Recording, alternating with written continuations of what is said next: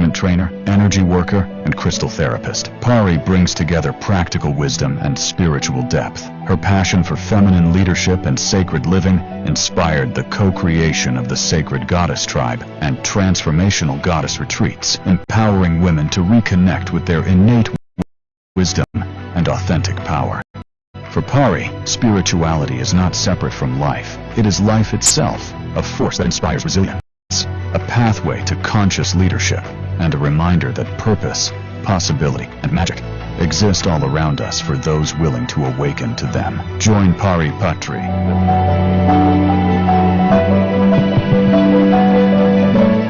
Let us invite onto the dais our very own dynamic speaker, Pari Patri, guys. I'll just check if it's working. Yeah. Should I try later if it's working? Okay. Hello everyone. Welcome to the Awakening Youth Festival. How many it is? Second. The second. Let's give a big round of applause to all the organizers, volunteers, sponsors, donors, everyone. And of course you. And I'm so happy to see you all here. We're going to be going a little bit fast today because of the time we have. So I'm going to be sharing, first we're going to be meditating for about 5 minutes. Then we will talk about the topic. And then we'll have some question and answer time. Okay, so if you have any questions that I'm talking about, if it comes to your mind, just hang on. I'm going to be addressing that at the end. Okay, sounds good? Yes? Okay, awesome. So let's meditate for 5 minutes. Let's just ground ourselves. Now you know how to meditate. Please remove your glasses, clasp your hands, cross your legs. Take a deep breath. Release everything that you're holding. All the thoughts.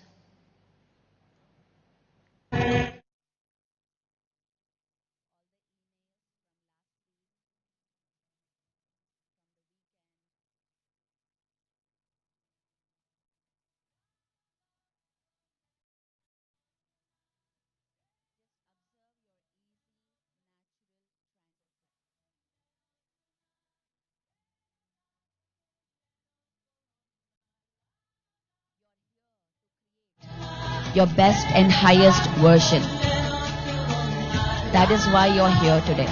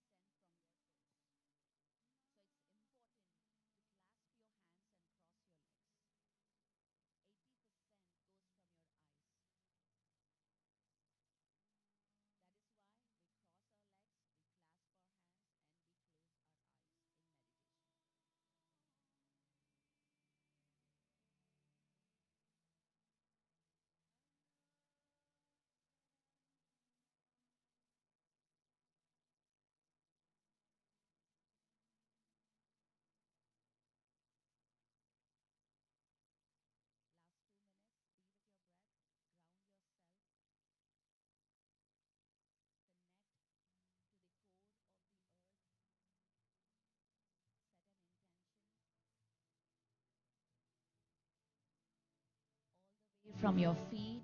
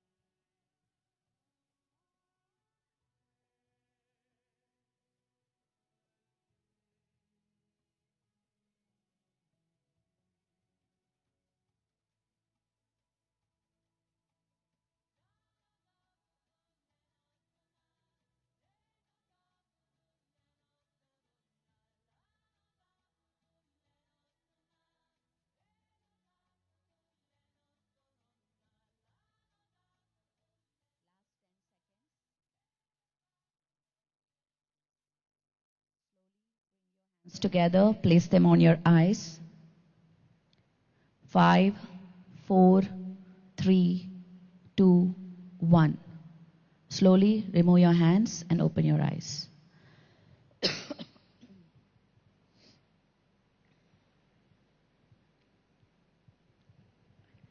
Welcome back. Hello everyone. I'm going to be introducing myself in a bit, but before I forget, I'm going to be sharing a couple of programs that I'm doing because every time I forget at the end. So this time I'm going to be sharing at the beginning, so be mindful about what it is. So there are a lot of in-person programs happening and online programs happening. I'm going to be sharing those with you. The first thing is in October I'm going to Egypt. If anybody wants to spend 9 days, 8 nights with me, you're welcome to join. So this is, and here, where is Kiran? Kiran is there. If anybody wants to connect with me, collaborate with me, or join me, this is the guy. So raise your hand. Okay. That's Kiran. So you can connect with him. Okay. We also have online programs happening. Core Abundance. This is a whole manifestation program. Complete blueprint in the PSSM way. How to manifest by being grounded to your purpose. Not just chasing things, not just, doing affirmations or whatever, but really getting to your purpose, knowing that and then manifesting. That is this program, August 30th. And then I'm also doing a certified stress management trainer program. It is a train the trainer program. So if you want to be trained as understand the science, understand how to teach in corporates, how to teach in schools, then this is the course for you. I'll talk about what I do and everything in just a second. So this is a certified stress management trainer program. It's not for beginners, but if you want to be a trainer, that is this course, okay? 8-week course online. Okay, so today we're going to be talking about, of course, the subtle energy, but also about the New Earth leadership. What is New Earth leadership? Have anybody heard this word, New Earth leadership? It's actually very trending right now. No? Okay, great. So we are bringing the trend forward before it hits the road. The New Earth frequency, when we rise in vibration, the world rises with us. So what is frequency? What is being leader? what is being an influencer? We're going to talk about that. How do you achieve that? How do you bring that into your field, into your energy? Okay? Are you understanding what I'm saying? You can hear me? Yes. Okay. So, first thing, you were born to do more than just go to school, go get a job, pay bills, and die. You're here to create more than that, not just that. So, don't settle for mediocrity just because everyone else does. And today I'm not going to be just talking about career, get settled, how to achieve, this is more than that. This is about your purpose in life. This is about being on Earth planet. This is about global consciousness. That is what New Earth leadership is about. Okay, so we're going to be talking a bit more than that. So I'm here going to be telling, I don't have time, you don't have time to sit through and listen. I'm going to be straight with you, giving you the straight message. Okay? So, because we don't have time to waste. So I'm not going to sugarcoat anything. I'm just going to give you straight. So, and I'm glad you're here to listen to that. And if you have any questions about why, the science, I'm happy to answer all your questions afterwards.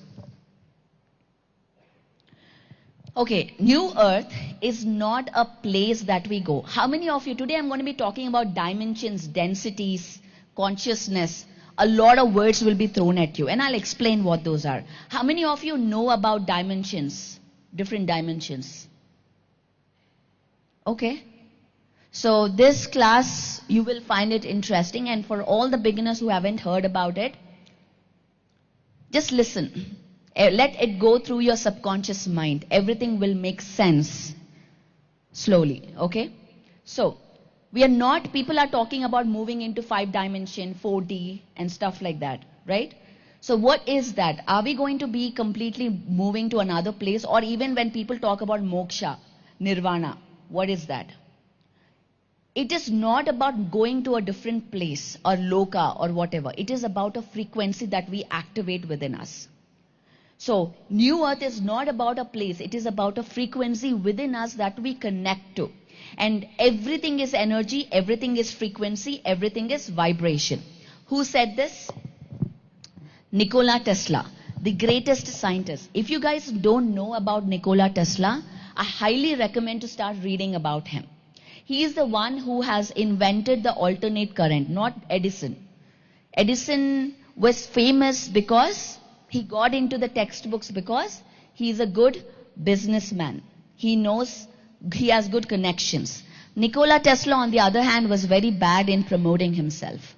That's why he actually died in poverty and all his work was confiscated. In 1940s, he talked about Wi-Fi, wireless internet in 1950s. So he was way, way, way ahead of his times. And he also talked about manifestation, the 369 method. There's a great manifesting method called 369. Follow that. It's actually really powerful if you follow that. So, what we're going to be doing is we're going to be having the shift within us, not outside of us.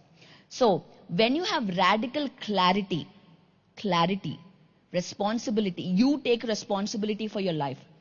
Not blaming others. Oh, because of my parents I'm like this, because of the government, the system. No. You have to take radical responsibility for your life, because you know what? Everything that you have, whether it's a success or a failure, you are 100% responsible for it. 100%. Not 50%, not 60%. 100%. So when you take the responsibility, you start taking your power in your hands. And that's what we're going to be talking about. How you take radical responsibility and how you create radically. Okay? So there is clarity, responsibility, and then the creation comes. Without clarity, nothing comes. And most of the times, we spend a lot of years just to get clarity. I still am looking for clarity in my life. If anybody says they have perfect clarity, they are lying to you. Because everybody is trying to figure out their next higher version. The systems, let me tell you this, the systems that got you here are not going to take you to your next level. You have to start creating a whole new version of you to create the next highest version of yourself. That is why we constantly learn, constantly read, constantly upgrade. That is why we must go to all these sessions all the time and work on ourselves. The biggest thing is sadhana, meditation. So the way of the new earth is the inner revolution that changes everything. It's about you, how you see yourself, how you view you, or what is the concept you hold of yourself. Remember guys, there's one thing that I always say. Everything that you see in your life, your wealth, your relationships, your health, everything that you see in your life is a reflection of who you are. If you hold thoughts that sabotage you, that will reflect you. This is something probably you're hearing from everyone that comes here, correct? from all the speakers.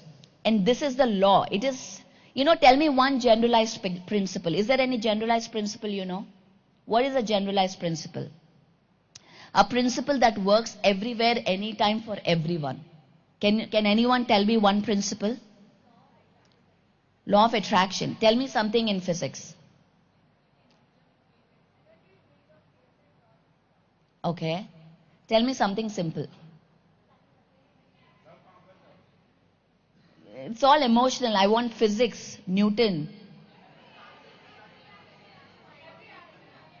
Okay, let me say gravity.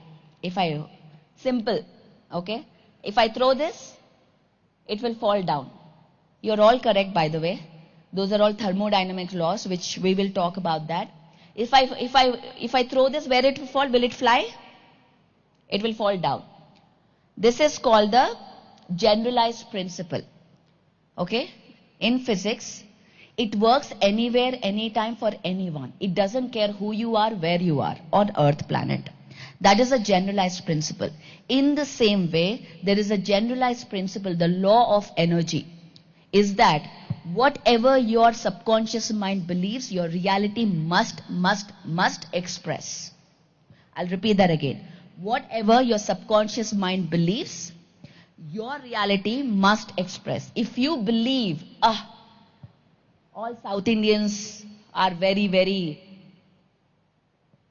not inclusive, if that is your belief, then you will encounter people who project that quality. And your belief will start getting confirmed. So whatever you believe, your reality expresses. When you change your belief, your reality changes. That is the law. It doesn't matter who you are, where you are. This works every single time. So if you want to change your reality, you change how you see, how you feel, and how you be, your being, how you breathe itself. Okay, that is the law. I'll go fast, okay? I'll be covering a lot of topics here, so stick with me. The world as you believe it might have been shifted from its axis. December 21st, 2012, something big happened. Although many books talked about it. It may not be seen to the naked eye, to the physical eye, but something really shifted. There is a 25,920 cycle. There is Earth.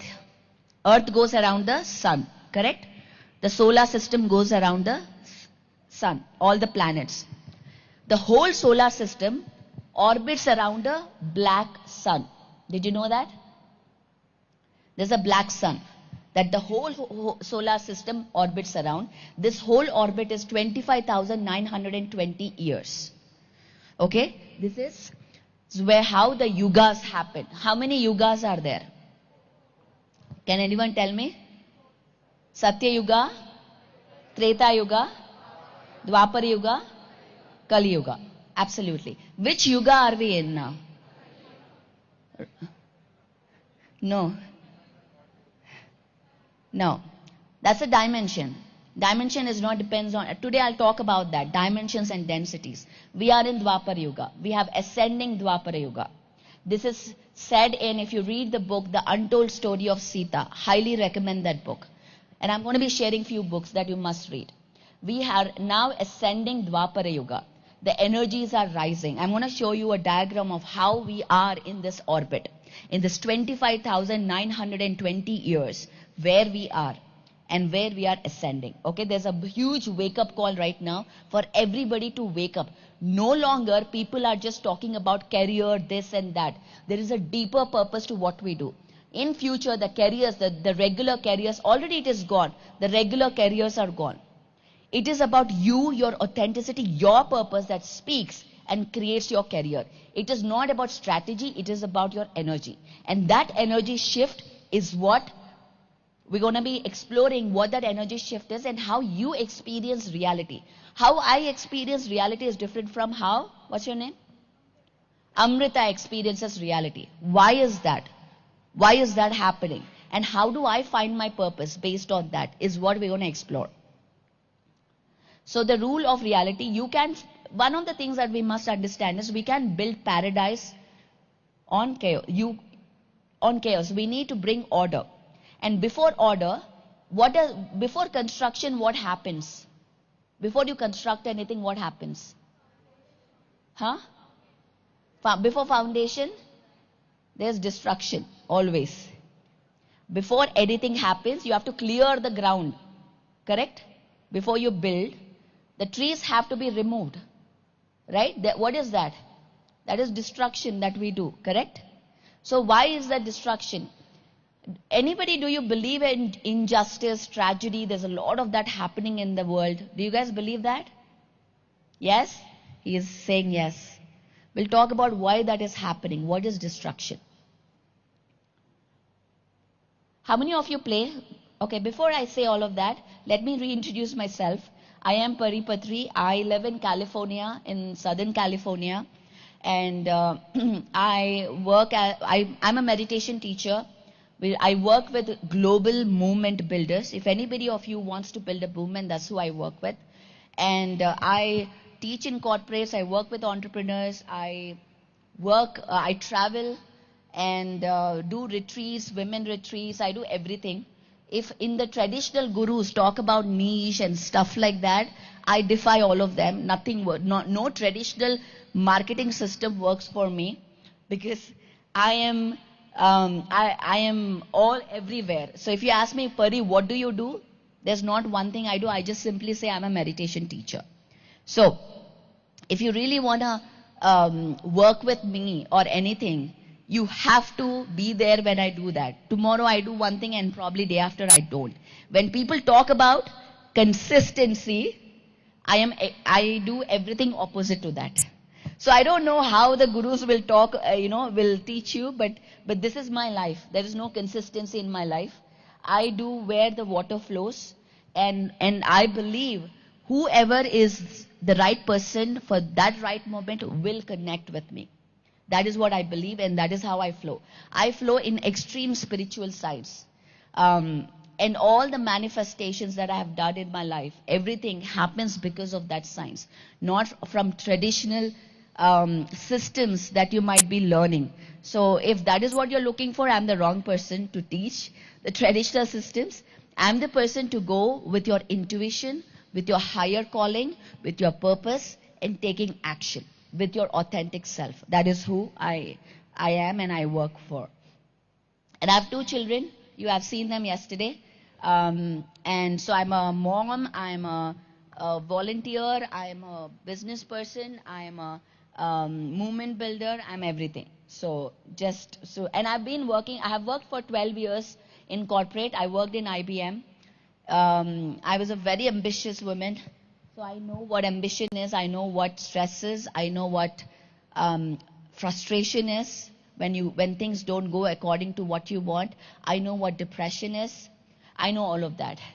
And that's from that space, if I'm standing here and talking, it is because it is because of the soul science, it is because of meditation, it is because of clarity, to understand what I really want to create in life. So that is the number one thing we need to aspire, is clarity in life. So this is the 25,000 year. I'm going to go a little faster now. History may not be linear, guys. We may be learning about past, present, future. Okay? So there are 2 things, dimensions and densities. Okay, 2. Dimensions and densities are not the same thing. There is, which dimension are we living in? 3D, right? And there is 4D, 5D, 6D, 7D, 8D until the 11D. And there are densities. I'll explain the difference also. What is density? What is dimension? So, in terms of dimensions, in 4 dimension, the time comes not linear. So how we have right now, there's Hyderabad, there's Bangalore, there's Chennai, everything happening at the now moment, correct? It's all now, there now. In the same way, in 4th dimension, past, present, future happens in the now moment. Okay? Past, present, future happens in the now moment. That means, have you ever seen the movie Interstellar? Yes? If you haven't watched that movie, please go and watch that movie. It is a homework. Okay? Homework is what? Watch Interstellar after this workshop is done. In that movie, the guy, he goes into the limbo, right? He gets out into the space and he's like flying around and he sees different dimensions, past, present, future. That is exactly how it is. You can jump into 2095, you can jump into 1930s, into 500 BC. You can take any lifetime, any time. First of all, we choose our lifetimes. We choose our parents, we choose our family, we choose our fears, we choose everything we want to experience in this lifetime. So when you are out there, you can. What's happening? Guys? Okay. Are you going to put back the presentation? Okay. Oh, you are. Okay, thank you. I couldn't see here, so I was just wondering. So you can choose everything you want in your life. Everything you have already chosen. Even the fear. Even the fears that put you down. So for example, there's a guy called Robert Schwartz.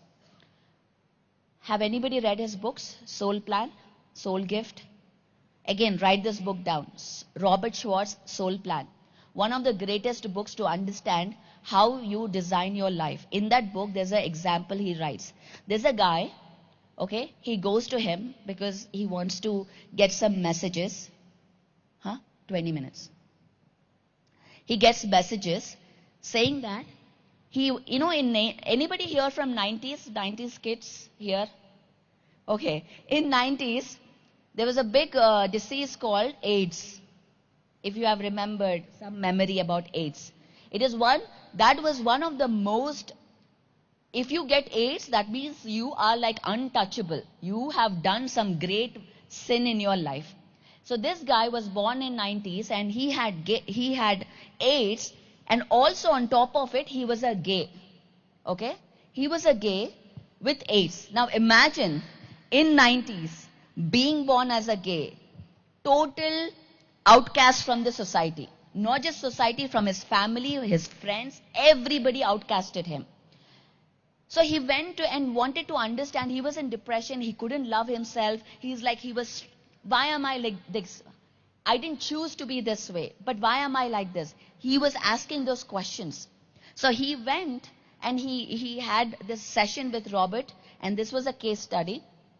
He's a very good friend of PSSM, Robert Schwartz. And his angels, his messengers came and answered the question. Why he had AIDS and why he was born as a gay in 90s. Even today, being born as a gay is not something, I don't know, in India, is it accepted yet? Not yet. Now imagine in 90s. So the angels came and said, he chose to be born, he chose to have AIDS in his life. It is not some bad karma or anything. He chose to have that lesson. What is the lesson? To love unconditionally, to accept oneself. That he is not the body, he is the soul. To understand the truth at a deeper level. He and all those people who hated him, who outcasted him, all of them are his soul group. They all decided to have that role, to do that in his life. To be that way. It is a very difficult role, but they took that role to help him grow in his life. And and have that lessons, that soul lessons. That is the, if you understand this message, you will understand why things are not happening the way you want. What is the bigger picture? We are manifesting, we learn manifesting. Is it just chasing? Why is it not happening? If you understand this science, you'll understand the bigger picture in your life and understand what manifestation is in a better way. So this is where we are. The red dot. We are there with the black sun. In physics, if you are away from the sun, the velocity is slow. When the velocity is slow, the frequency is low. Okay? So everything happens slowly. But as we are getting closer to the black sun, the acceleration is higher. The frequency is higher. And that is why we experience everything manifesting. Thoughts become things faster now. That means we got to be very extremely responsible for our thoughts, for our thinking patterns. Because whatever you ask you will receive. And that is the reason why meditation, being connected to your intuition, to your purpose, is extremely important in today's world because of this. So, war situation. Today we think, oh, there's so much injustice, tragedy and all that. What, is that really injustice? What are we talking about? How many of you play chess? Okay. You play a chess. Okay, I'll ask you. You play chess, okay? After the game is over and you're playing serious, do you play, oh, what is Amrita doing? Hey, hi Amrita, and do you do it? Or are you serious while you're playing? You're extremely serious. You're not like saying hi-fi and then playing. You're like, hey, don't disturb me. I'm playing chess game. That is life. You play it seriously. Okay? Because you have taken up a role of playing and you play it. After the chess is done, Amrita wins. What do? I shake hand. Hey Amrita, good game. I shake hand and then we come back. So after the game is over, there is no winner or loser. It's a good game. After that, what do we do to play the next game? Huh? Practice? No. What do? I have a board. I finish the game. What do? You clear the board. Telugulo చెరిపేస్తా ఉంటాం. Board ni చెరిపేస్తాం. Ante we take out the thing and you put whole new game. This taking out is the destruction. Destruction is how we create. Make it ready for the next game. That is part of nature. That is the law of the universe. So this is a great quote. I want you to, everyone, write this quote, put it in your rooms and read it every single day. The mark of your ignorance is the depth of your belief in injustice and tragedy. What the caterpillar calls the end of the world, the master calls it a butterfly. Richard Bach, one of the greatest spiritual scientists. If you believe in injustice and tragedy, that shows the depth of your ignorance, the mark of your ignorance. There is no injustice, there is no tragedy. Everything is happening as per design. But if I am playing, my aim is to kill Amrita.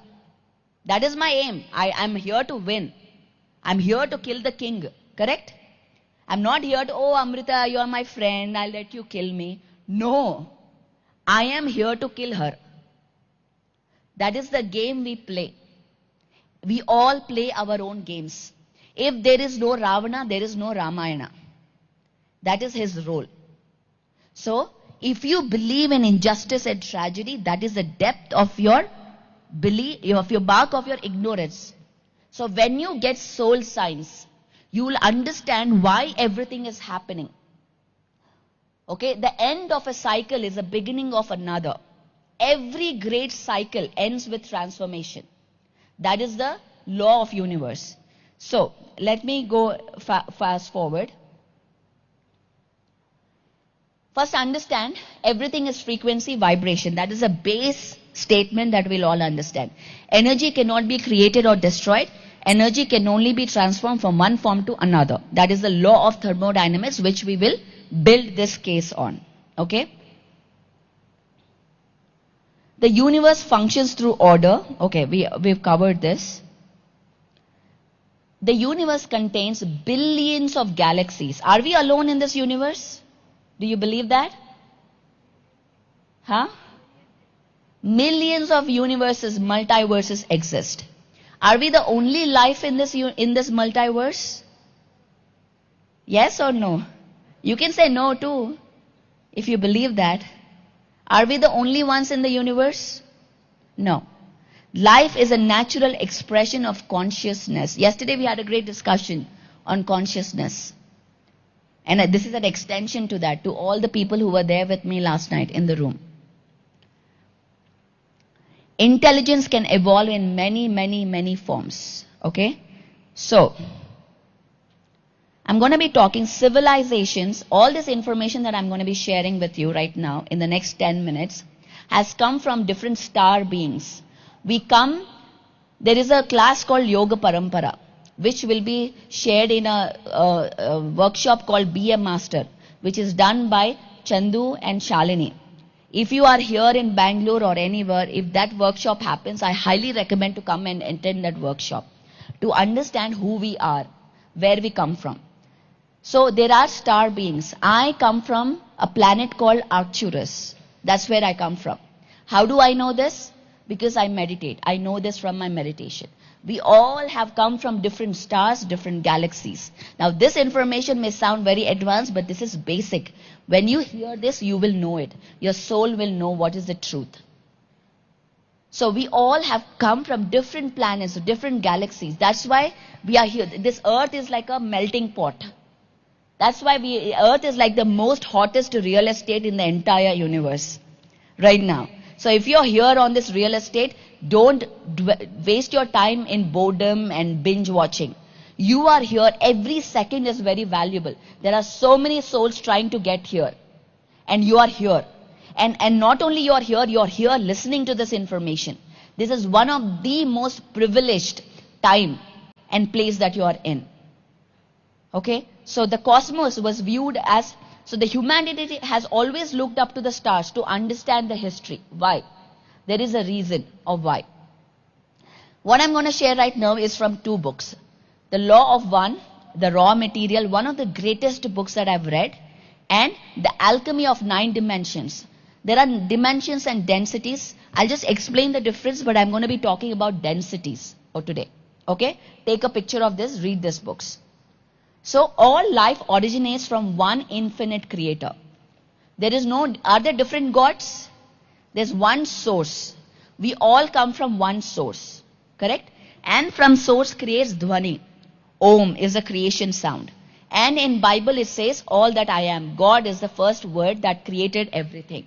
That is Bible. In Bhagavad Gita they say Om. Everything created from that. And then creates sacred geometry. The Shri Yantra, the mandalas and all of those things. And then comes the matter that we see. The planets, the stars, everything. So in Anapanasati, we don't chant. We don't visualize. We are not in our mind. We don't visualize. We are connecting directly to the source. That is all that is. There is no lies and truth. Just this ease. It is just there. That is the source. We all come from that one creator source. And today we're going to be talking about that levels of densities of consciousness. So separation is an illusion. Amrita and I are separated. It is an illusion. She and I are same. We are all the same. So when you understand this truth, you will now, your confidence will increase. I am not lesser or greater than Amrita. Just because I know English, I am not greater than Kiran. You treat everyone equally. Everyone is a god. Whether they have money, whether they have status or no status, whether they come from a city, whether they come from a village. It doesn't matter. Because we are all one. Everybody is a powerful co-creator of this universe. When you understand this truth, your confidence increases to talk with anybody. Not your basic personality development class. The spiritual science gives you that ultimate power to stand before anyone, look in the eyes and talk. Because you are God and so is everybody else. This is Law of One. So everybody please read this book to understand. Every soul is in a journey of evolution, whether that is a murderer, a rapist or a monk. They all are going to go into the source. That is the path. It doesn't matter who they are. We are all in our own evolution. So that is why there is no judgment of who they are, what they are. and what they do. So let's understand the difference between densities and dimensions. Ready? Yes. Huh? No, that's okay. We're going to be understanding densities and dimensions. What is density? There are two different things. This is advanced concept. Okay? So even if you don't understand, go back, watch on YouTube this session. Density is the level of consciousness or soul evolution. It is a level of consciousness or soul evolution, density. Dimension is a framework, is a geometry. 3-dimensional, 4-dimensional, it is a geometry, a framework of how the rules happen. Density is the level of, to understand this, I've created this from AI to make this analogy. Let's see. Dimension is a world map. In which world are you playing? If you are a player, what is your game? What does it look like? That is your dimension. 4D, 5D, 6D. Density is the level of mastery, your awareness, your consciousness. You can be in 3D and play a 4th density game here. Because you are now an experienced, a master level player. You can be in 5D and play a 9th density player. So here, Ra is a sun god from Egypt who gave this information. He calls himself a 6th density player. And if you see, Ra is blue in color. He is like a bird. He is blue in color. Who other gods are blue in color? Krishna? Are they now, this is a question I won't answer. Think for yourself. Are they beings from 6th density? Are they from higher densities who came onto this dimension to give the information? Are they extraterrestrial beings that we do not know?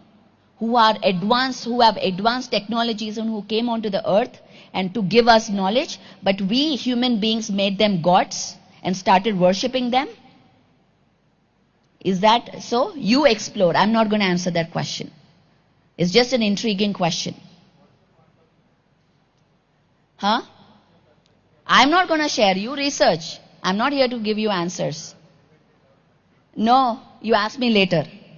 This is a question for you. You research. You are a spiritual scientist. We are not here to give you plate में परोस को नहीं देंगे हम खाना.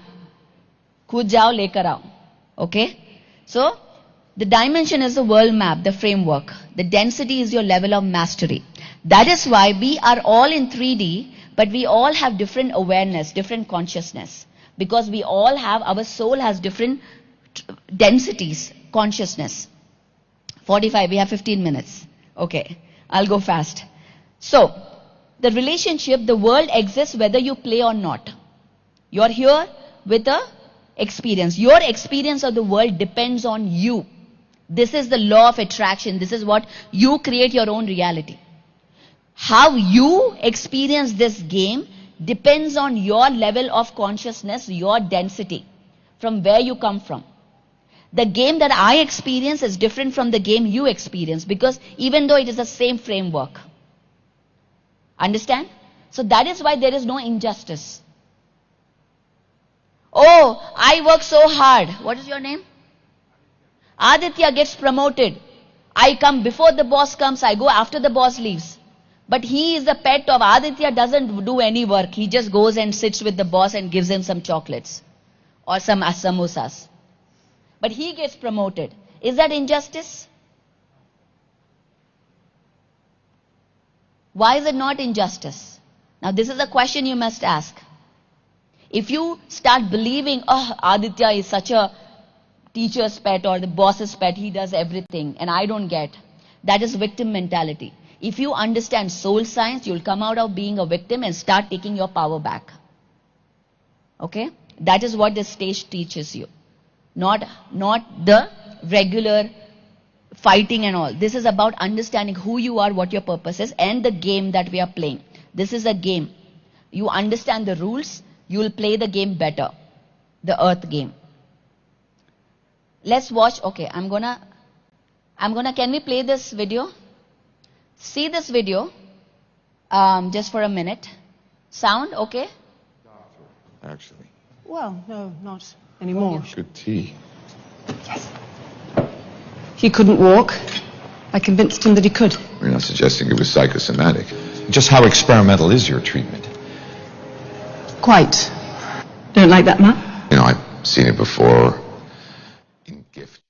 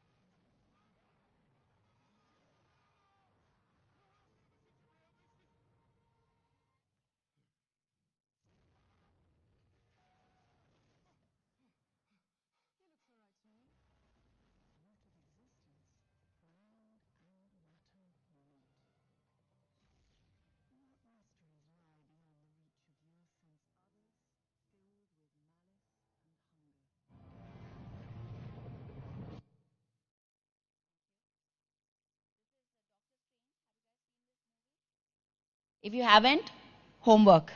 Watch Doctor Strange. Watch, what is the other movie? Interstellar. These are sci-fi movies. They put truth and make it fantasy so that you, when anybody tells you this truth, you will think this is fiction. Oh, I've already watched that. This is a whole game played to suppress the truth, to not let the truth come out. Only when you open your third eye, your pineal gland, you'll stand understanding what is truth. So that is why we come here to meditate, to open and ask questions. Don't just believe what everybody tells you. Don't just believe what Pari tells you or anyone on the stage tells you. You do your research. Activate your pineal gland. Ask questions. The science starts when blind belief ends. If you think, oh, science doesn't tell me this, there is no third eye in science, you are an educated fool. Because science is all about open-mindedness, experimentation. It is about understanding what you do not know. Consciousness is science. Time travel, teleportation, portals, all this is science. If you start understanding real quantum physics, resonance, you will understand all this information. I'm going to be stopping. I'm not going to go through the entire densities. We don't have time. We have 10 minutes. If anybody have questions, I'm going to answer that. Let me see what we have. So the first, I'll just go in 2 minutes, the densities. The first density is the core that has activated everything. Okay? The second density is the level of consciousness by bacteria. It goes from bacteria, mineral kingdom to the plants and animals. That is the second density. The third density is choice. Having a choice. Having a choice to listen or not.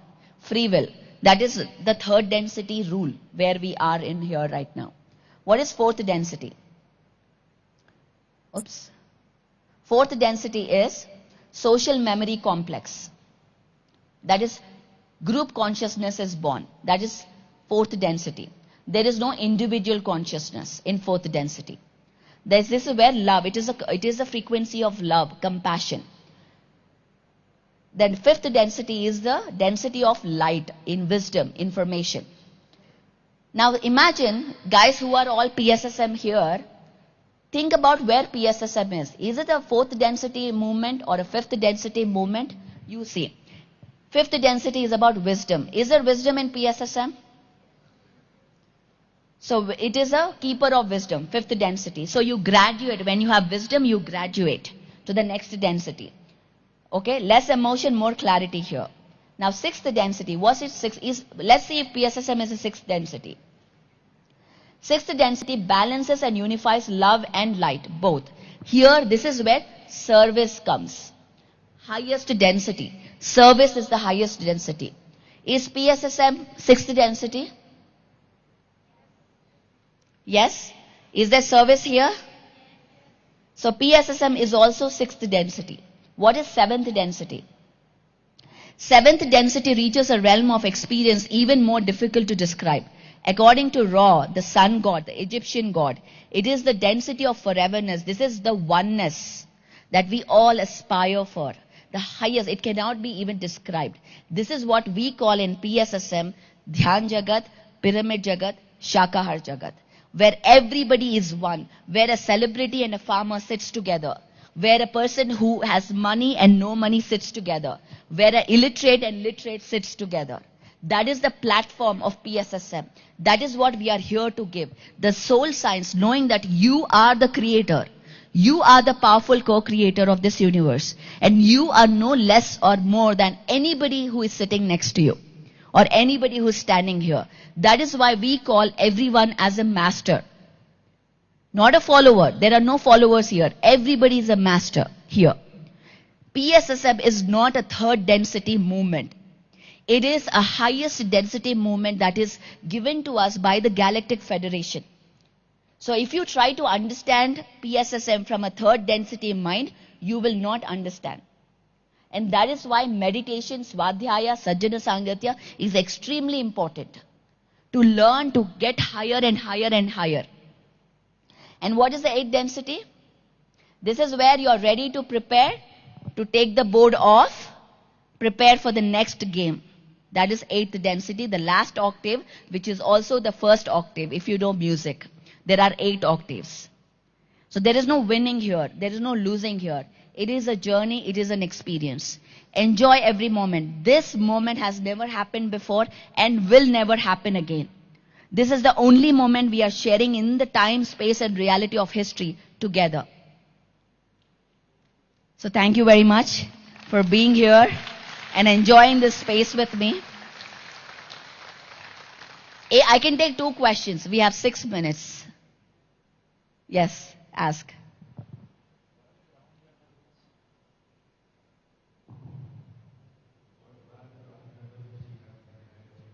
Louder.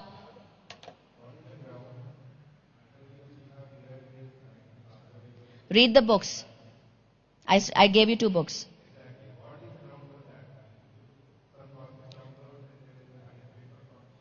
What is the ground of how Newton got the law of gravity? The Eureka moment. What is the ground?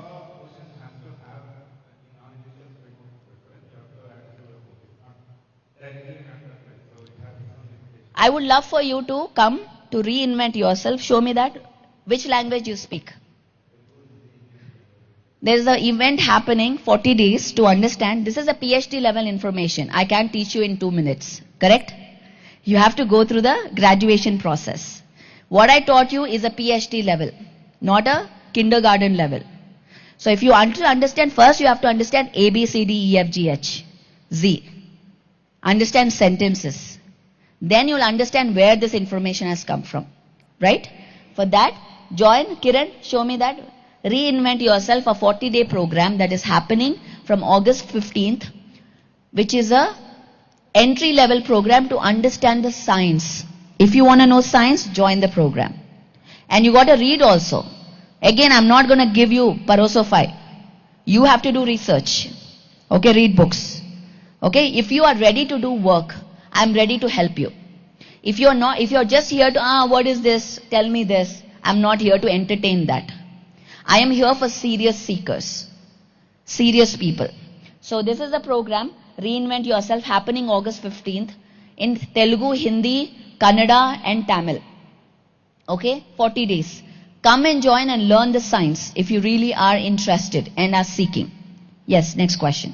My question is about time and reincarnation. Mm-hmm. So I read somewhere, we know that time is not linear, and we also know that reincarnations and past lives are very real. So I read somewhere that since time is not linear, when we reincarnate, there is a possibility that we might reincarnate in the 1500s or the 1300s. Is it true? Yeah. You can choose where you want to incarnate. You can choose timelines.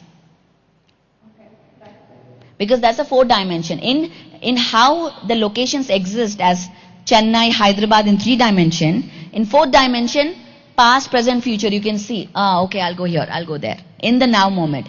That is why everything, guys, you are living your past, future and present in the now moment. Right now. Right now.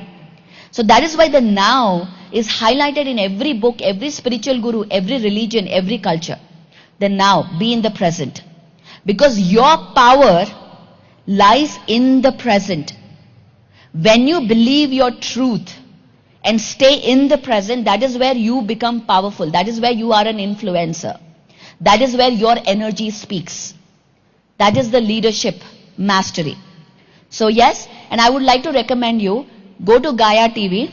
There is a show called Interviews with the Extra Dimensionals. Aditya. Interview with the Extra Dimensionals. There's Laura Eisenhower. Not Laura Eisenhower. Kennedy. One Kennedy. The first interview. Watch that. She channels Pleiadians, the ninth density beings, and she talks. Please watch that interview. You'll understand this concept. Any other question? Yes.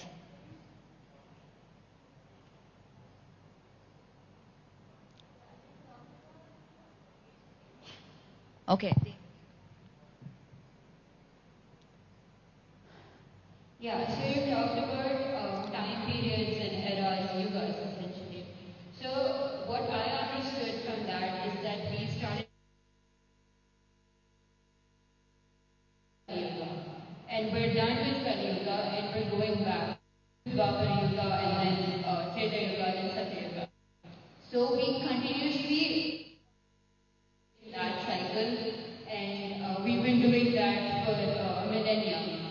So I have read the sun will inevitably reach its end after 5 billion years. So I'm asking when this entire cycle will end. Great question. This is a question that every scientist has been asking. So there are a lot of theories. Again, I'm not going to answer, Aditya, if you're waiting for me to answer. I'm not going to answer. I'll tell you, because I'm a researcher. I am not a channeler. I don't see things. I'm not channeling this information from out of nowhere. I am a scientist. I research. So every different scientist talks about the great sun. There's a sun solar flash. Even Bhagavad Gita talks about this. Even the other spiritual teachers talk that there will be a great solar flash and everything will end.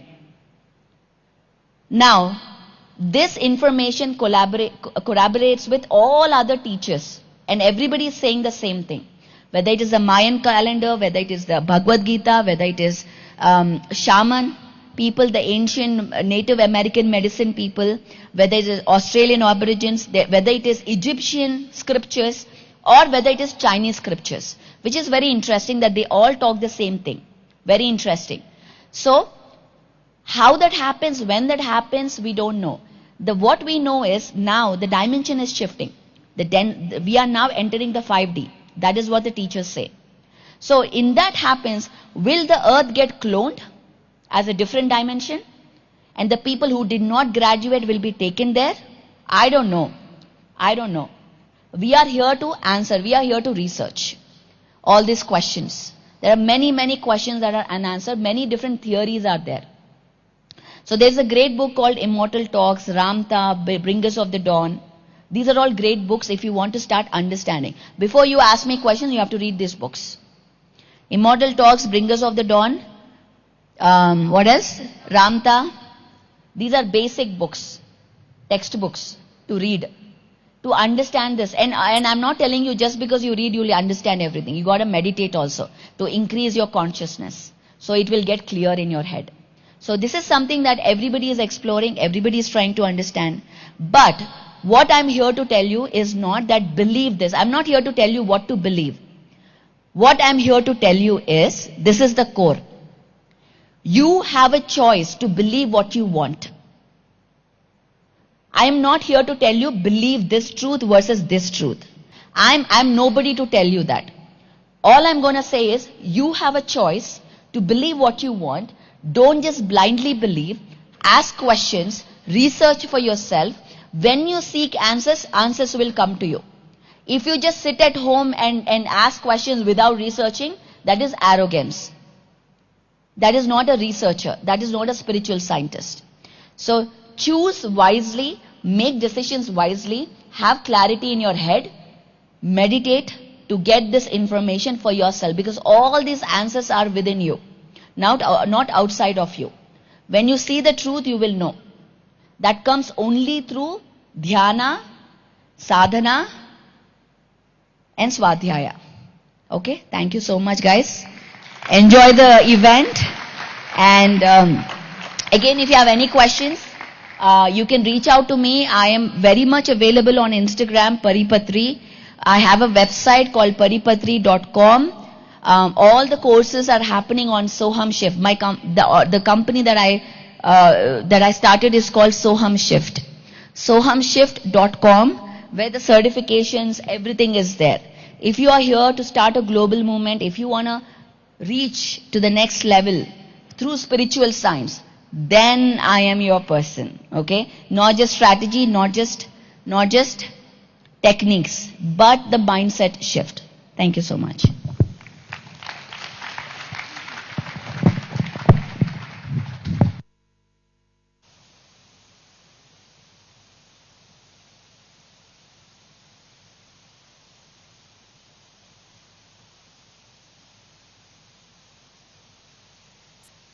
That was an amazing and straightforward session, isn't it? We've learned about mind and career development in the past 1.5 days. But the very much required session, that is to understand the soul. The core concept of PSSM is understanding the soul and evolving into an enlightened being. So, how was the session, guys? Was it informative, new? Yes? Questions triggered, yes? Yes, awesome. So we would like to felicitate our speaker. We would call upon Paripatri on stage to felicitate. And I invite Amruta and Lakshya to be on the stage to felicitate Pariyat. Give a huge round of applause, guys.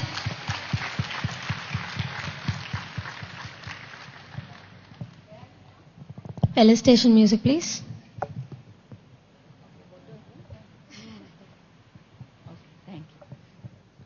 Bring in the energy coming in. Huge round of applause. You had great 2 hours meditation in Tapastali, so full energy on.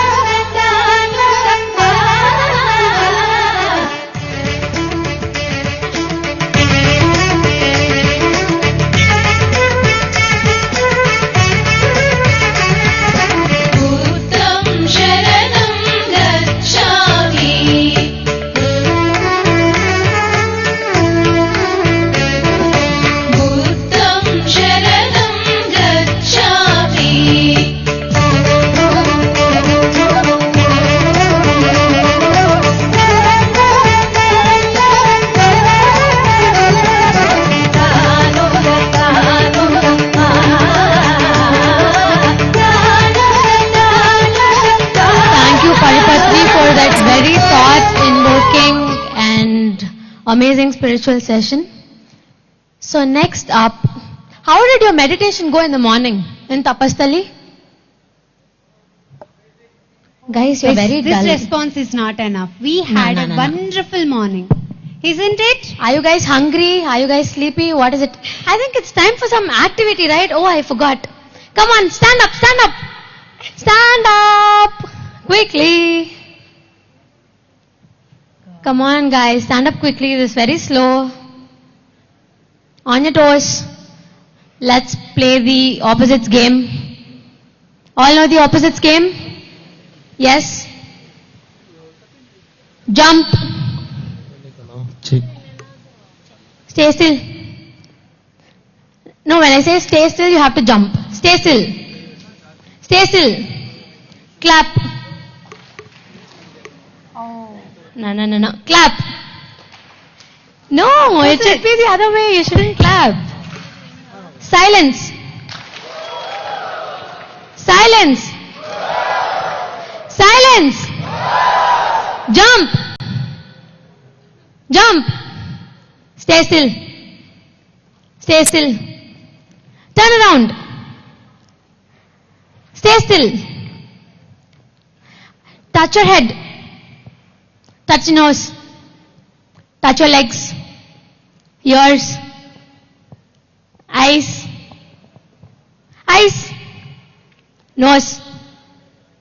Silent. Silent. Awesome. Oh, we've got results as well. All right. Thank you, guys. Take your seats. So since you're energized now, we will calm it down by doing meditation. Right? All ready for some amazing musical meditation? How many of you want to sleep? Raise your hand. See, that's why you're all not very active, huh? Okay, so, it's kind of nidra, but conscious nidra. Conscious sleep. So I would like to invite our next artist, who is Mahesh Kanoji, is a seasoned meditation practitioner with over 16 years of experience in spirituality and meditation. A qualified yoga teacher and sound healer, he curates deeply immersive sound journeys that awaken inner balance and harmony.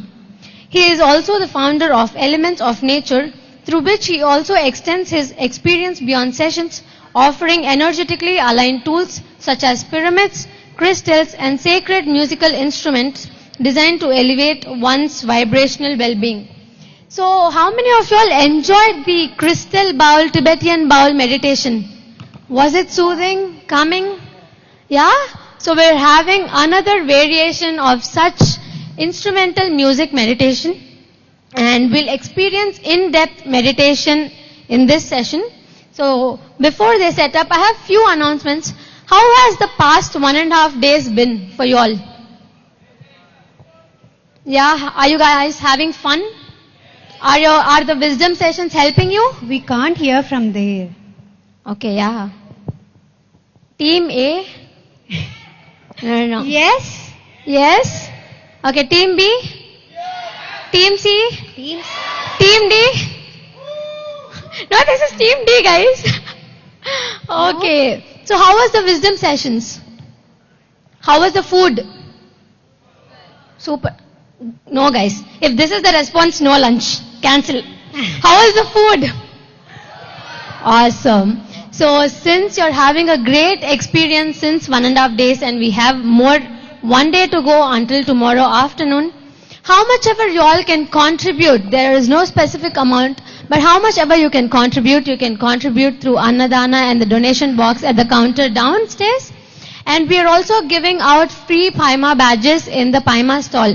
Whoever likes to be a part of Paima and want to collect the badges, please go ahead and collect your badges. And how many of you experienced activities and games near the Sleeping Buddha statue? Have you not played any games since the 1.5 days? The jumping game? The steps there. Yeah, under the steps. No? Oh my goodness. Okay, after the sessions, when you have break, go down, play some amazing games, take selfies with your friends. Many selfies, because we have a selfie stand.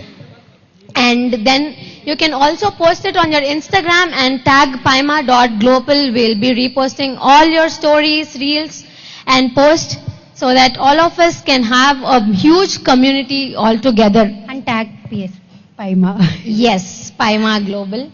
And also, is anybody here ready to give their experience? Like how you have been experiencing from the past 1.5 day. Anybody wants to share? We would love to hear your experience. The 3 core principles of PSSM are meditation, Swadhyaya, and Sajjana Sangatya. So Sajjana Sangatya is nothing but experience sharing. How many of you all want to be fearless and share your experience?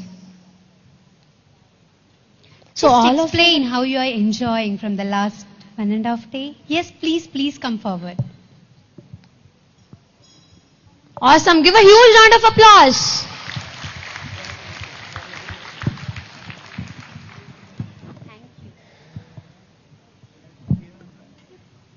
So, myself, Siva, I am coming from Kakinada, Andhra Pradesh.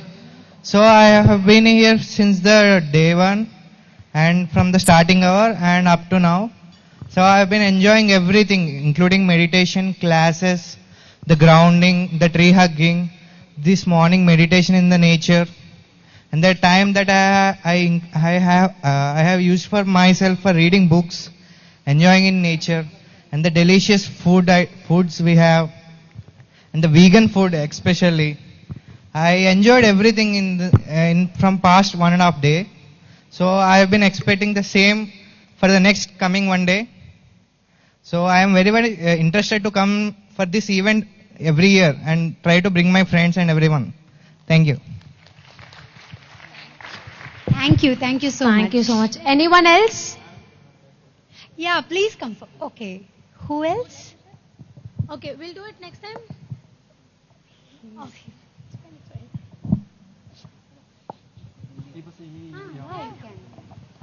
My name is Sanjay प्रमाणिक and Shambhu. Actually मैं एक साल से सोच रहा हूँ कि pyramid valley आऊँ, बट प्रोग्राम बना रहा हूँ, नहीं आ रहा। मैं जमशेदपुर झारखंड से हूँ और जमशेदपुर झारखंड से आया हूँ यहाँ पे। तो अभी पिछले टाइम भी यहाँ पे एक प्रोग्राम था 4 days yoga world yoga days पे, तो उस पर भी मैंने रजिस्ट्रेशन किया था, बट किसी कारण से नहीं आ पाया। लेकिन अब मैं बहुत ही मुश्किल से यहाँ पे पहुंचा हूँ और जब भी सोचता था पिरामिड वैली के बारे में तो एक अजब से मतलब बॉडी पे चीज होता था कि क्या हो रहा है, कैसे हो रहा है। तो यहाँ पे आके वो चीज शांत मिलेगा ऐसा मेरे को लगा। तो मैं बहुत ही यहाँ पे एक्साइटेड हूँ और जब भी मैं यहाँ पे मेडिटेशन ध्यान किया या एकांत में बैठा तो एक अलग से मेरे को फील आया बॉडी पे और माइंड्स पे कि मैं कहाँ पे हूँ, कैसे जगह पे आया हूँ। जो भी थॉट्स लेके आया था मैं, या जो भी मेरे में अनवांटेड चीज चल रहे थे, या जो भी मेरा नेगेटिव थॉट्स था, यहाँ आने के बाद एक अलग से फील आया मेरे को। मैंने उस दिन भी बताया, जैसे मैं मेडिटेशन में बैठा था तो मेरे आंख से धीरे धीरे ऑटोमेटिक आंसू आ रहे थे। मुझे भी पता नहीं था कि मेरे साथ क्या हो रहा है और मैं क्या कर रहा हूँ। तो ये क्या हो रहा मेरे साथ, कैसे हुआ नहीं हुआ, ये मुझे पता नहीं। लेकिन ये जो पिरामिड वैली है ये इसका पावर है और मुझे भी नहीं पता इस पावर को मैं कैसे करके फील कर पा रहा हूं कि नहीं, लेकिन बहुत ही अच्छा एक्सपीरियंस है। और ये फर्स्ट टाइम मेरे लाइफ में एक ऐसा चीज हुआ है कि मैं इसे बता नहीं सकता हूं, सिर्फ महसूस कर सकता हूं। तो ये बहुत ही अच्छा है और इसके लिए मैं पिरामिड वैली के संस्था को बहुत ही धन्यवाद देता हूं ताकि इस प्रोग्राम को अरेंजमेंट किए हैं और मेरे जैसे जो भी यूथ है इस प्रोग्राम को ज्वाइन करे और एक सही उनको मार्गदर्शन मिलेगा इस प्रोग्राम और इस इवेंट और इस मेडिटेशन ध्यान से। धन्यवाद। Awesome. Thank you. Thank you. I think he's been the best first bencher. I've been seeing him from the day one and he's been occupying the same seat every day. That's amazing. So let's all get into the meditation mode, our instruments and the musicians. Yes, let us settle down. So make yourself comfortable so that you can happily enjoy meditation, music meditation for the next 1 hour. Yeah. You want to guide? Yeah. Okay then, over to Mahesh Bhaiya.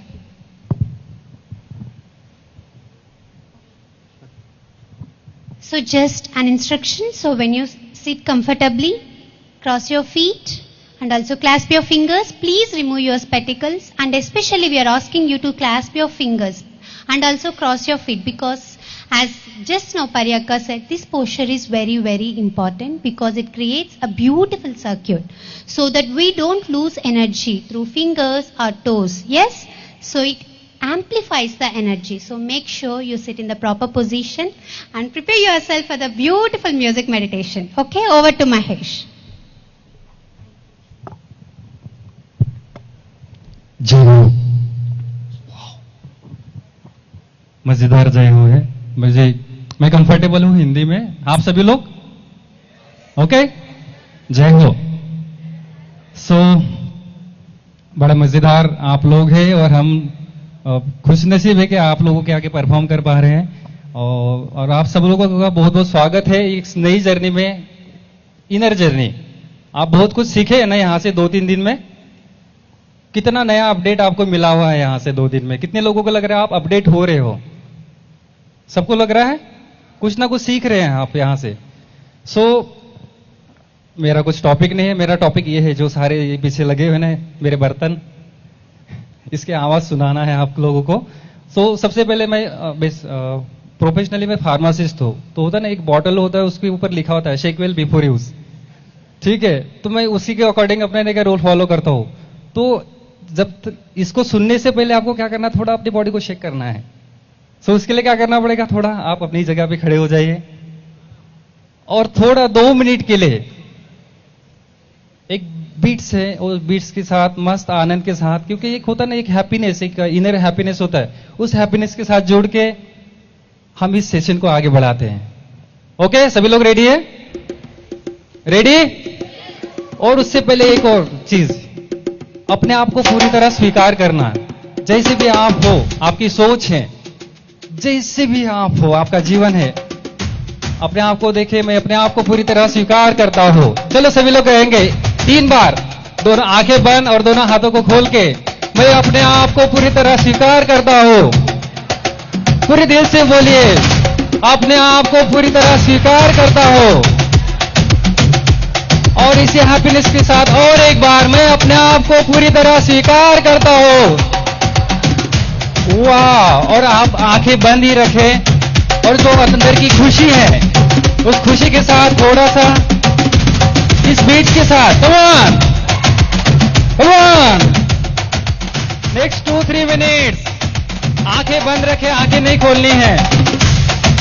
ओहो, come on, थोड़ा आगे आ सकते हैं, आगे भी आ जाइए।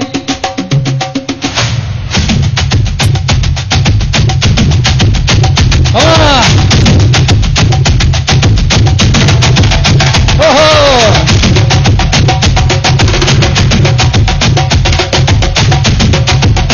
पीछे सभी लोग,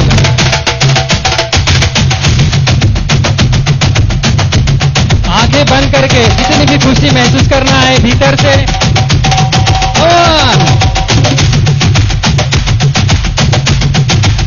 पीछे सभी लोग,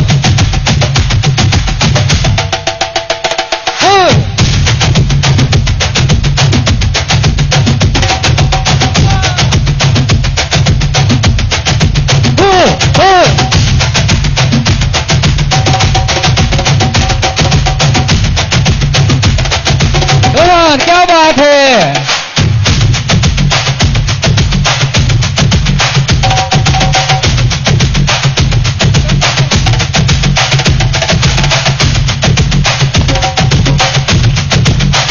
बस आंखें बंद करके, आंखें खोल के नहीं, इस इनर हैप्पीनेस को महसूस करते हुए, ओहो,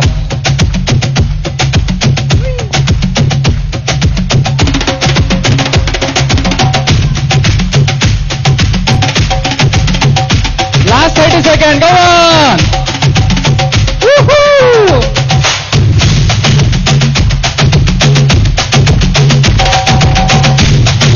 Clap!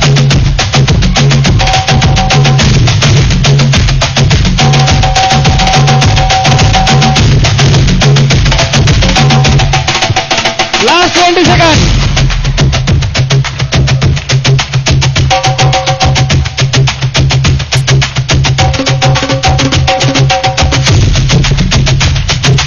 Last 10 seconds. Go on.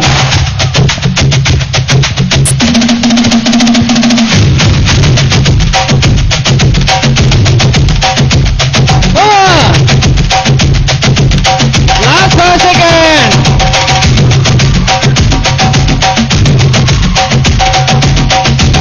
Woo! Just relax. इसी हैप्पीनेस के साथ जहां है आप बैठ जाएं।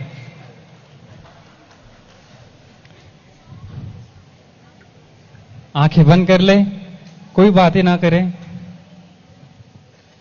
Just close your eyes and just relax, clasp your hand, cross your legs. इसी आनंद के साथ जो कुछ भी आगे हो, जो भी म्यूजिक आप सुने, उसको आपको महसूस करना है, हर एक वाइब्रेशन को, हर एक बीट्स को, जो कुछ भी हो रहा है शायद उसके बाद हो नहीं दे। हेलो, आंखें बंद कर ले सभी लोग।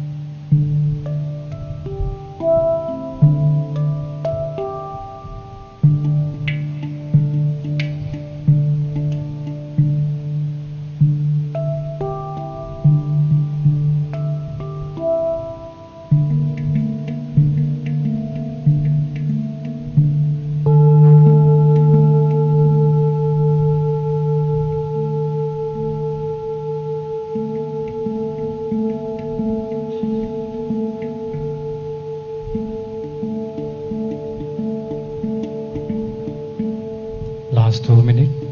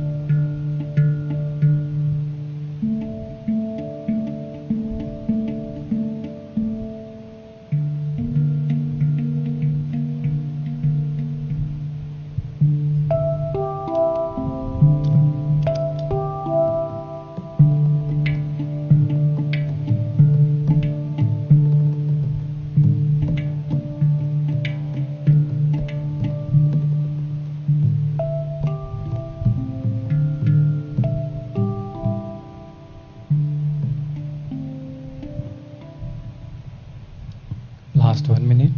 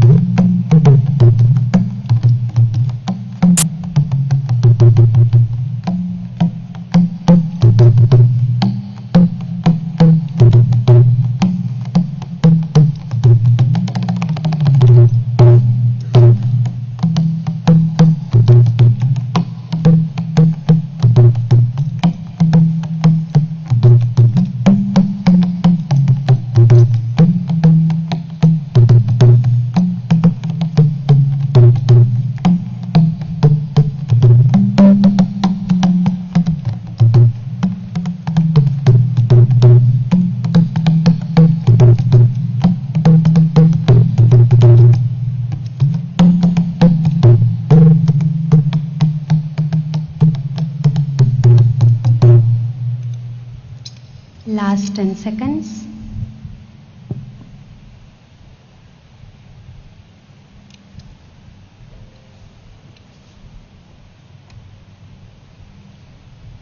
Gently place your palms on your eyes. Stay there for 5 seconds. 5, 4, 3, 2, 1. Open your eyes. Thank you for the wonderful experience. It was very, very soothing. So we request you now to play Patrice's message.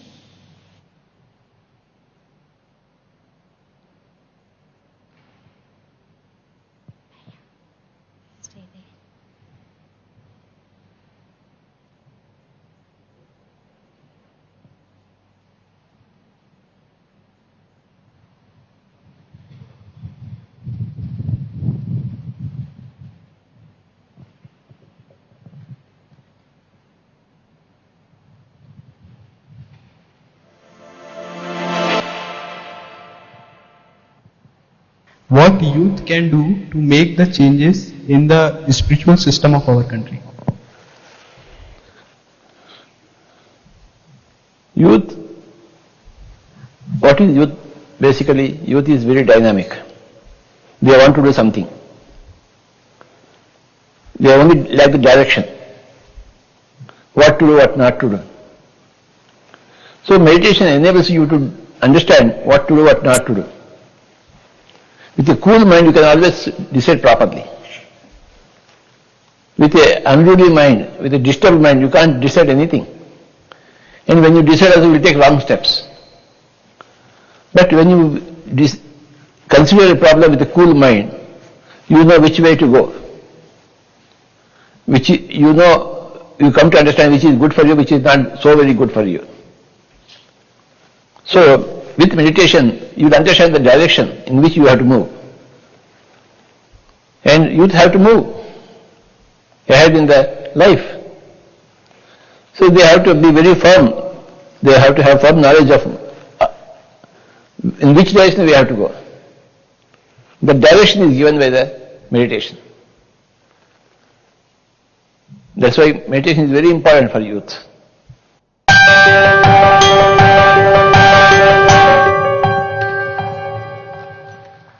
That's wonderful. That's the simple and straight message, right? Why youth has to meditate. Yes. Now I request Harsha and Hanish to felicitate Mahesh.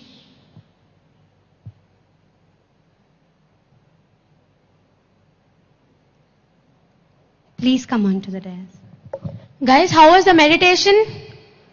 Relaxing? Huge round of applause for this beautiful instrument and the artist who's made the meditation so calm and relaxing. Yes, let's felicitate our artists. Bring in the energy, guys. They've brought us so much energy through their instruments. It's our turn.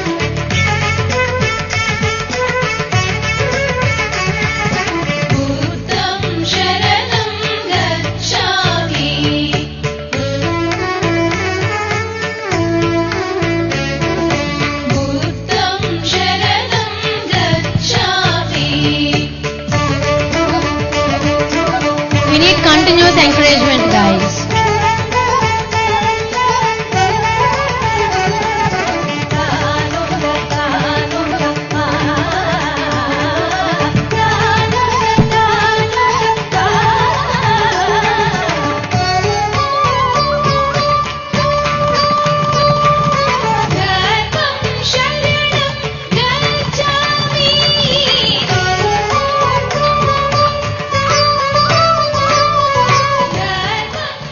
Thank you, guys. Thank you for that wonderful meditation experience.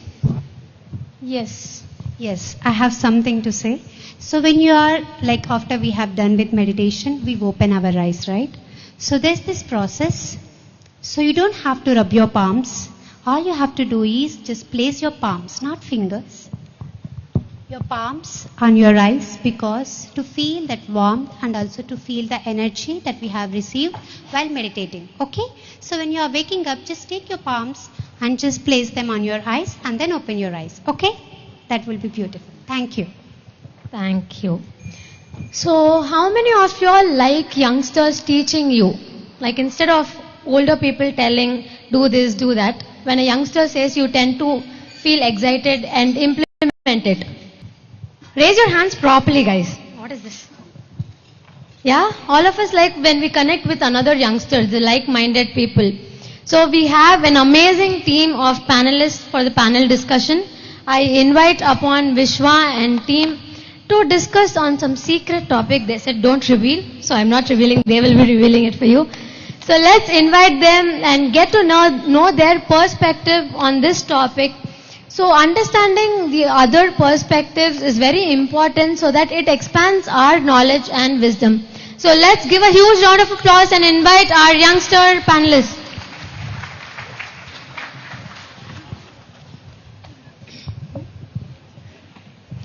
Guys, also how many of you have used your journals? Yes. Is it helpful? Yes. Okay. So we have journals in the ground floor. You can purchase it if you want it and gift it to your friends who love journaling. And also, I have seen there are beautiful activities. I myself just explored. Just go, there are a few set of games. And also there's a beautiful mirror where you can take the selfie and tag us. Okay, just go with your friends, the friends that you have made from the past 1.5 day. Okay, thank you. Yes, we're getting ready, almost done. Over to Vishwa and team. Thank you, Vandana. How was the meditation, guys? Very different experience. Every meditation session with different music instruments and different experiences. I hope everyone are feeling pretty calm now. Right? Okay. I'm gonna put you all into some energy game now. Not required? Everyone wants to continue the same calmness. Okay. Fine, I have few questions for you guys before we enter into panel discussion, and this is pretty much related to all of us in day-to-day life, right? The first question is, have you ever opened Instagram or YouTube without your conscious effort? Yes or no? Yes? Okay. Have you watched just one more reel, then it turned into 1 hour? Yes or no? Cool. Do you switch multiple apps in just 1 or 2 minutes? Yes or no? Yes?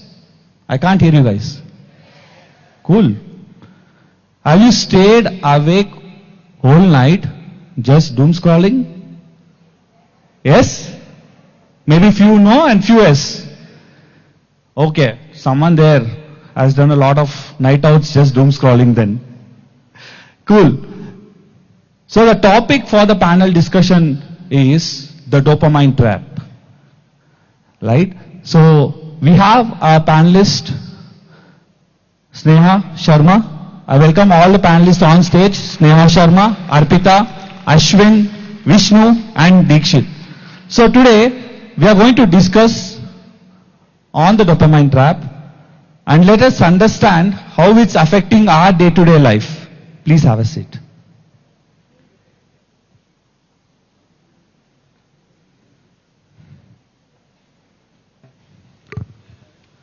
So, one basic question for all of you is,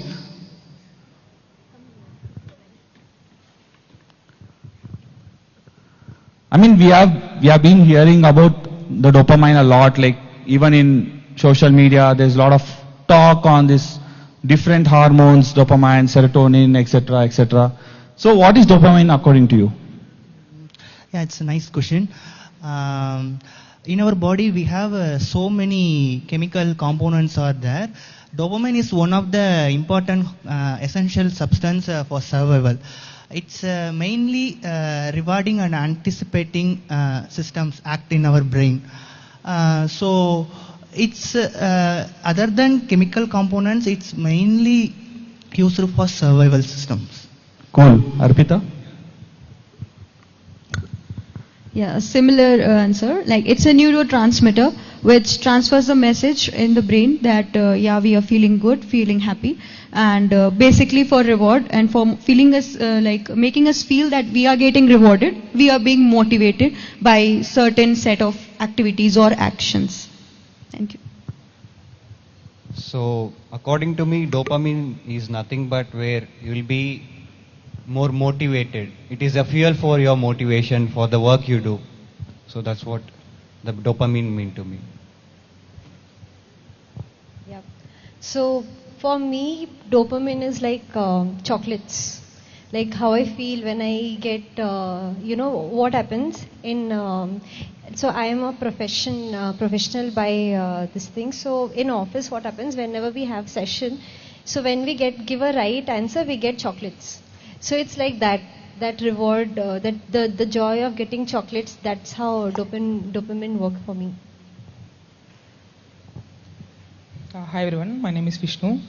So regarding what is dopamine, like I think my panelists have already explained different functions of dopamine. But I will give you just a small example, like what is in dopamine and how it does. So when scientists were studying about this dopamine thing, so they did a small experiment. So they took some rats, kept in a lab, and they were trying to remove the dopamine from their rats, basically.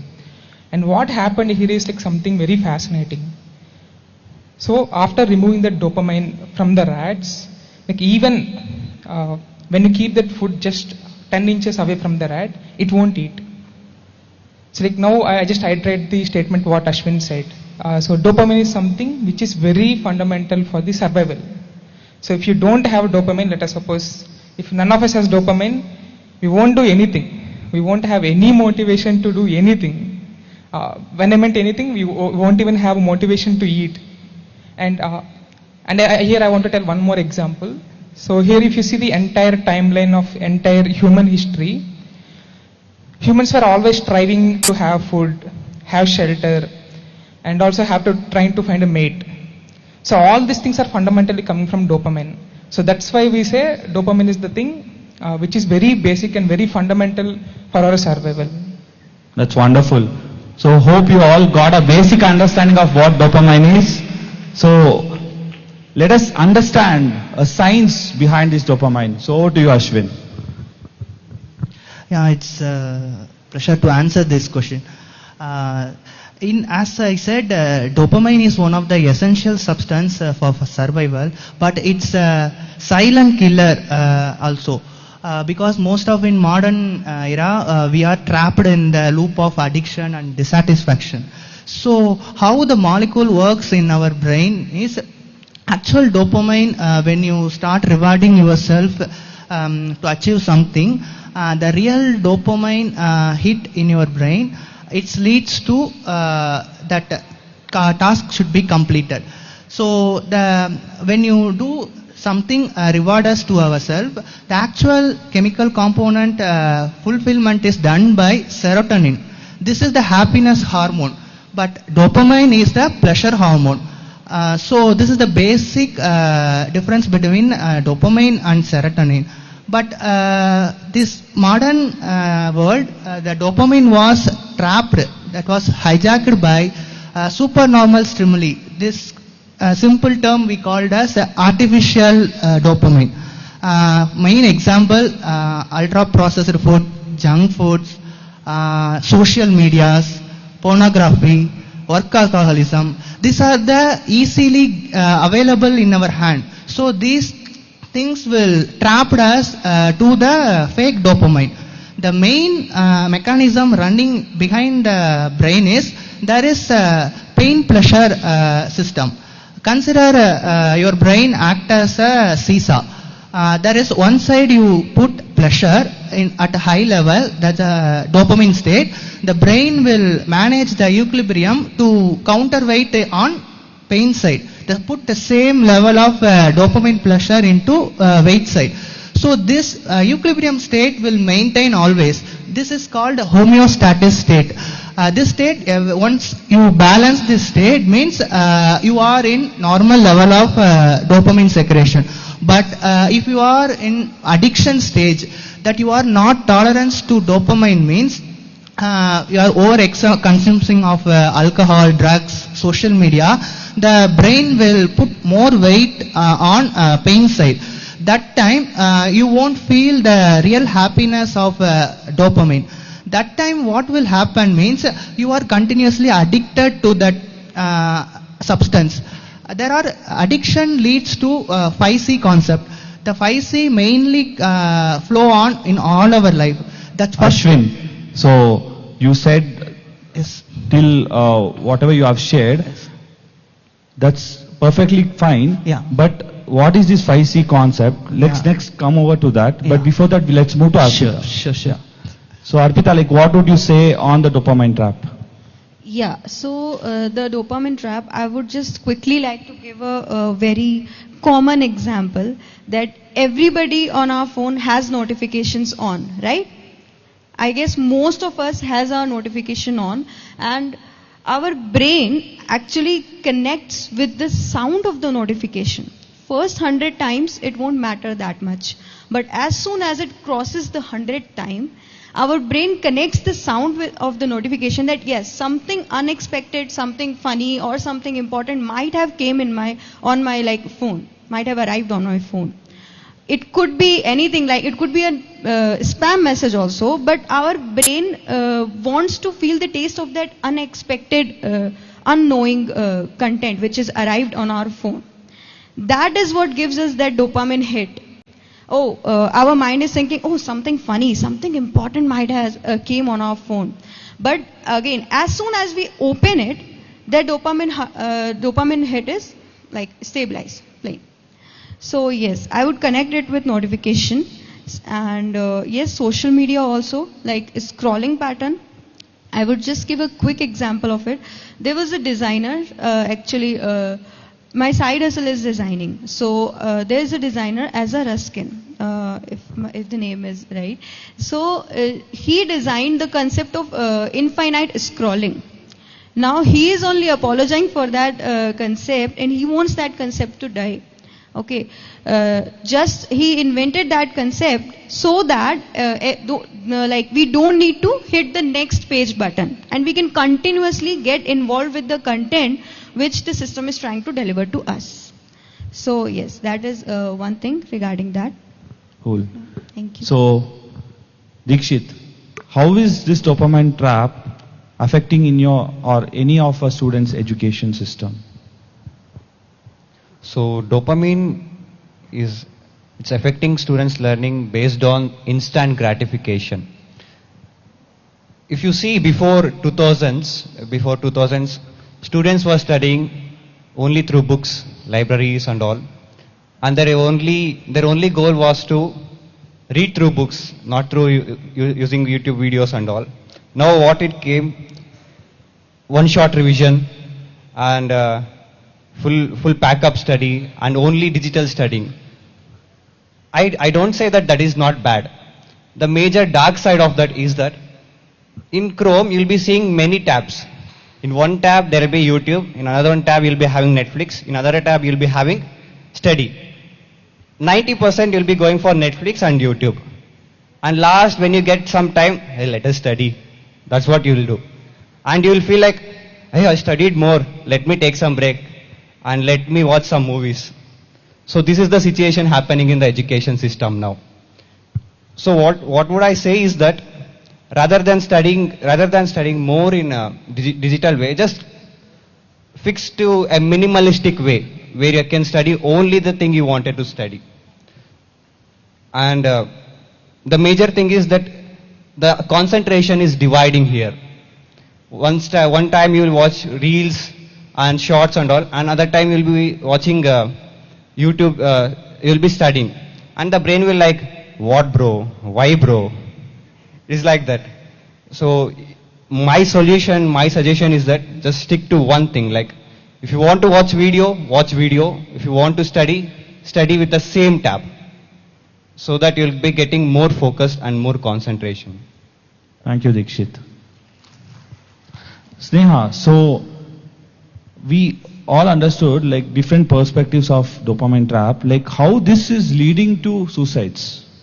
Can you give your thoughts on this? Okay. So that is, so suicide, it's like the most extreme end of what dopamine hit can do. But cut to current, where everybody is here, nobody is there at that stage.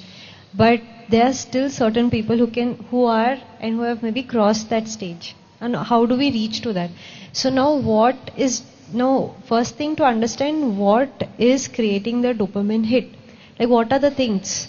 Like, okay, nowadays we think whenever we hear this word dopamine trap, we just focus on, say, social media or say Instagram, Reels. But what else?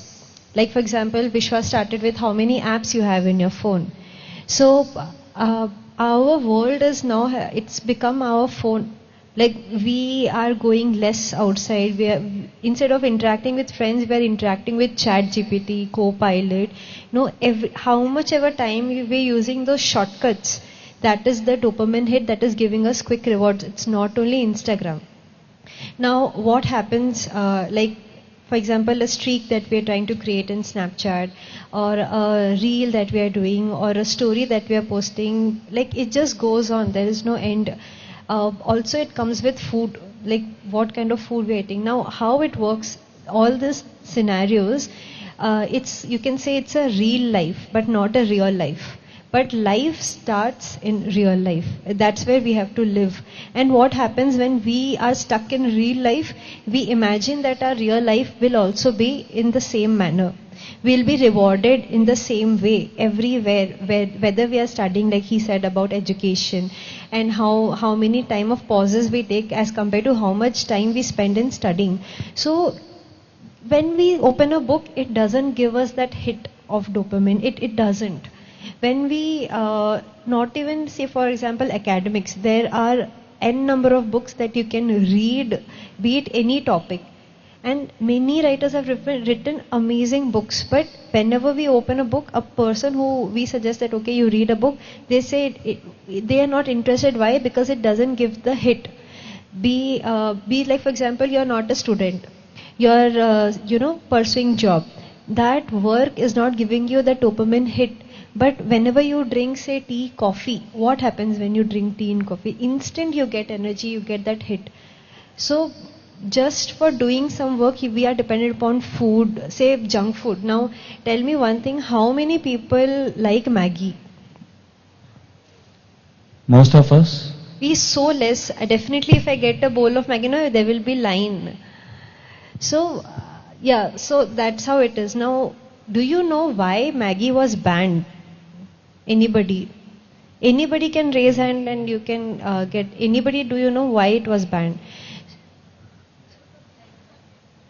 Yeah, because of lead content. But there's one more thing. Maggie, chips, all the other junk food, what is there? Like, for example, even, so that component, there are other preservatives that purposely the, people, the industry is putting in so that we crave more for that. That is giving us that dopamine hit. The more we eat, the more we crave. And now what happens in real life when we are as a student?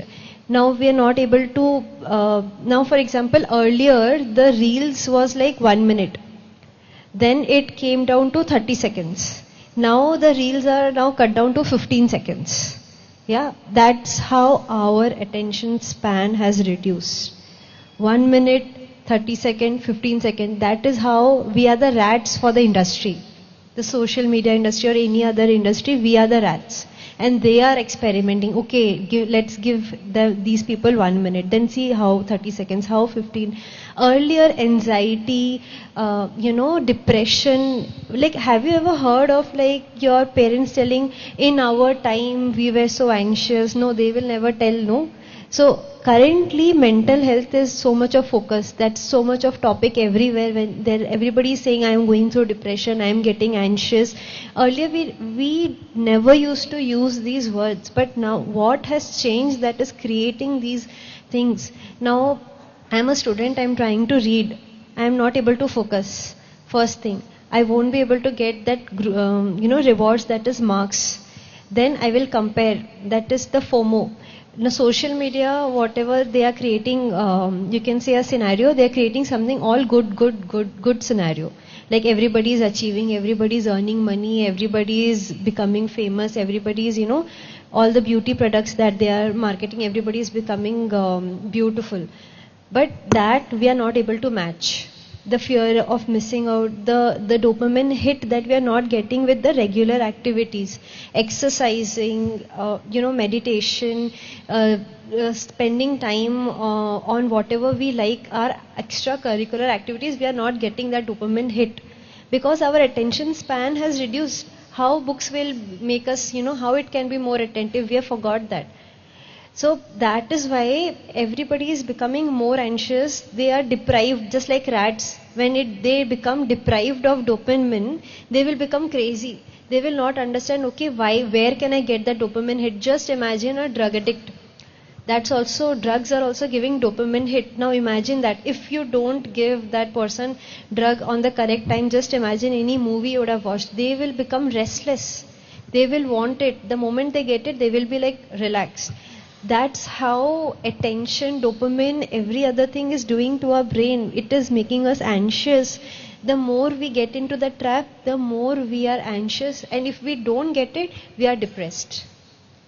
And that's how slowly we tend to go into that scenario where we are into depression, where we are craving for things, when we are going crazy. Like now I say shopping. If I say shopping gives dopamine hit, there are many people who simply go shopping, swipe cards, whether they have money or not, window shopping or any kind of shopping that gives them dopamine hit. Myntra, Amazon, Flipkart, everything. We just keep on scrolling, we keep on putting in our cart, whether we get it or not. So the phenomena is creating situations in us which can go to extremes if we are into that, that crazy rat. So that's how it tends to suicidal. Thank you, Sneha. That was wonderfully put. So, Vishnu, can you give, we understood the science behind it and we understood the behavior pattern behind it. What is a spiritual approach and how is it affecting our day-to-day life? Yeah, I think that's a good question. Maybe before going to that, I just want to add few points to my fellow panelist Ashwini's answer. So I want to add few points in science and then I'll go to the spiritual science and what it says. So what Ashwini has said is, like he said, there is an weighing machine, right? Like where you get dopamine, there is an imbalance in the brain. So actually humans were never designed for a very heavy amount of dopamine. Like we want a normal, steady one. That's what a human wants. So I'll give you an example. So if you go for some running or let us suppose you went for 3 kilometers or something, the happiness that you get, it's in steady dopamine and it exists for a lot of hours. It's not like in spikes that we get when we see Instagram or all these things. And to add few more points to what he said, that our brain wants homeostasis. So basically, we may go for extremes, but our brain wants balance. Basically, it's designed in such a way that it wants a balance. That's called homeostasis.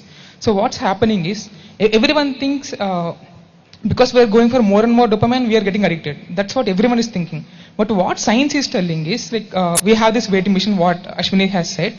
So let us suppose I have went for some dopamine thing. Let us suppose I have scrolled in Instagram and because of that uncertainty that what I will get next, I get a lot of dopamine. So in this weight, on one side there is pleasure, on the right side, on one side there is pain. That is what the balance that needs to be there in brain, that is called homeostasis. So because I got this dopamine, there is a weight here. And because this is too much, our brain says like, bro, no, I want balance. So what it's doing is, it's adding a chemical called gremlin. So this adds weight to pain. But the thing is, as I said, our entire creation is natural. So it will add this gremlin very slowly. But our dopamine is very full spike and all, right? So by the time gremlins comes, this dopamine is over and this is again imbalance. Now, as you can see, pain is down and pleasure is up. Because now we have pain in our body. Now what's happening naturally is, now again you want some dopamine. Not because you had dopamine, but because you have pain in brain. That's the major point that what science is. Now because you have pain, again you want some dopamine to balance this pain. So again you will go open Insta or go for some gaming or do something. So again you want to balance. So, and eventually this balancing thing never happens. And because of our habits that we have, that we see gradually forms, this pain set that what I have said, this gremlin has created an entire deposit. So basically our balance is like this. Whoever has addictions like gaming addiction, what all we have. So on the pain side, we have a lot of gremlins. So now because we have pain, we want dopamine. So now I think you understand my point, right? Not because we wanted dopamine, I mean, we want more dopamine. That's how not we're pursuing dopamine. Because we got this pain, now we want more and more dopamine. So basically to create balance, Yes. we are just playing seesaw, like how we used to play in childhood. Exactly. Right? And this is never balanced. Yeah. That's how we're getting addicted. So basically we are all, as Sneha was mentioning, we are also become products. Initially we used to buy products or services. Now whoever is using Instagram or any app, we are products for them, for their business. Right? So that's how we are falling into trap unconsciously. Cool. Yes, exactly. So hope you all are getting a better understanding of this. Guys, a big round of applause for the panelists. Whew. Now let's have a quick rapid fire question. Okay? Starting with Ashwin. Coffee or tea? No. No? Okay, that's a good one. Early bird or a night owl? Early bird. Early bird. Sweet or spicy? Middle. Sorry? Middle. Middle. Middle one. Okay, you can say, okay, something in between. Cool. Over to you, Arpita. Books or reels? Books or reels? I would say audio podcasts. Audio podcast. Okay. Silence or music? Music. Save or spend? Save. Awesome. Over to you, Dikshit. Patience or instant results? Patience. Plan or procrastinate? Plan. One task or multitasking? One task at a time. Awesome. Sneha, over to you.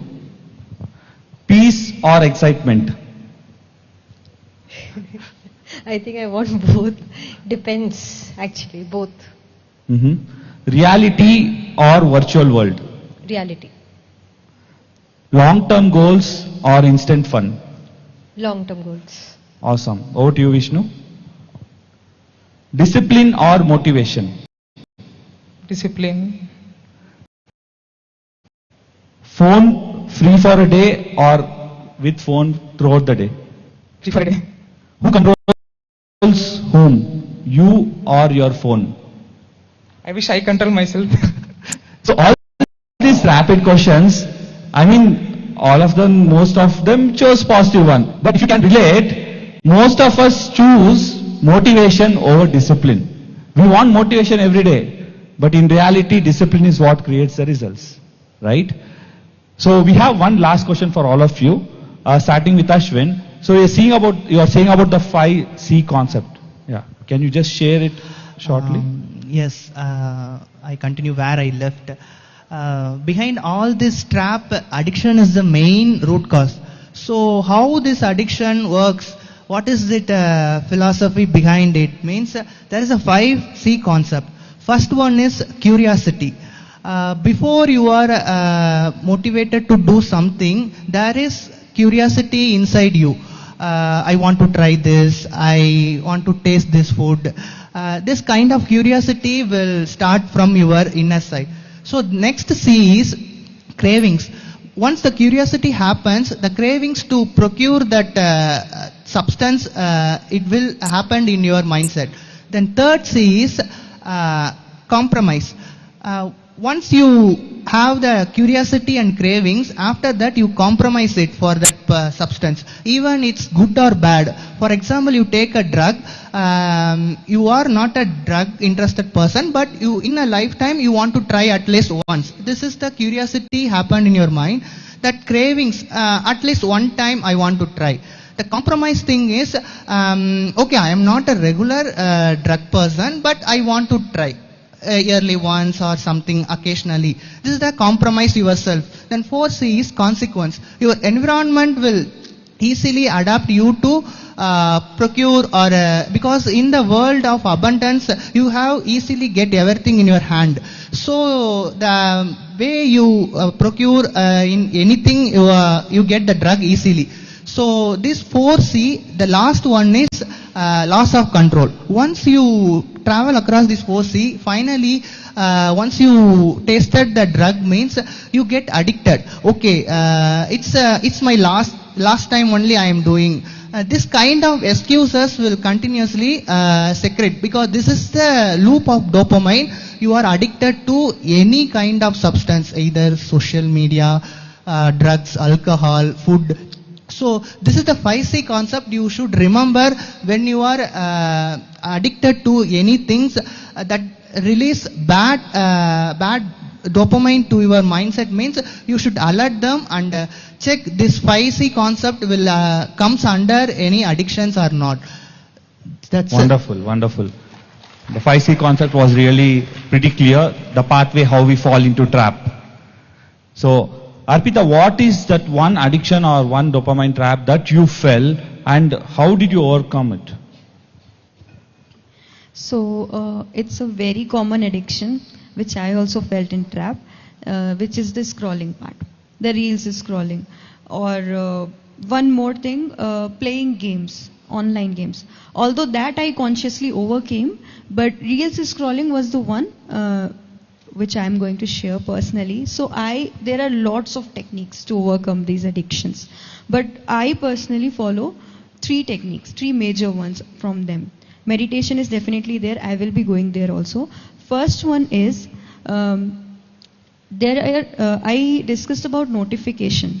Okay, so we should first of all, like, what we can do is turn off the notifications, because it continuously keeps reminding us to check our phone. Okay, so first we can do that, which I did, and it helped a lot. I have been doing it since past, I guess now 4 to 5 years. So yeah, it has helped me a lot, because the number of time I am picking up my phone is usually just to either check the time or just for that, because that costs me at least typing my password and then clicking on the icon of the app and then opening the app. That cost me this time. So till that maybe it will take 3 to 4 seconds, till that time our brain decides to start giving up for using that app, or maybe just checking it if I'm doing it just for scrolling purpose. Or then second thing is okay, coming to meditation also. So those who are beginner here, I just want to ask who all are doing meditation for first time here? Okay, cool. So those who are beginner, they can try a few breathing techniques before sitting into meditation. That will help a lot.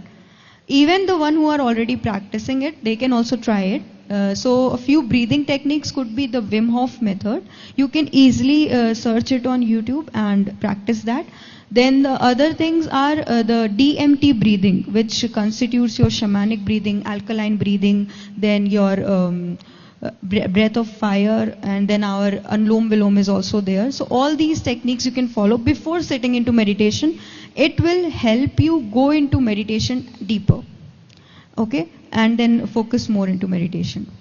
Next technique is about, yes, don't touch your phone first thing in the morning. Like I think Vishwana also mentioned that how many of you touch your phone within 10 minutes of the morning.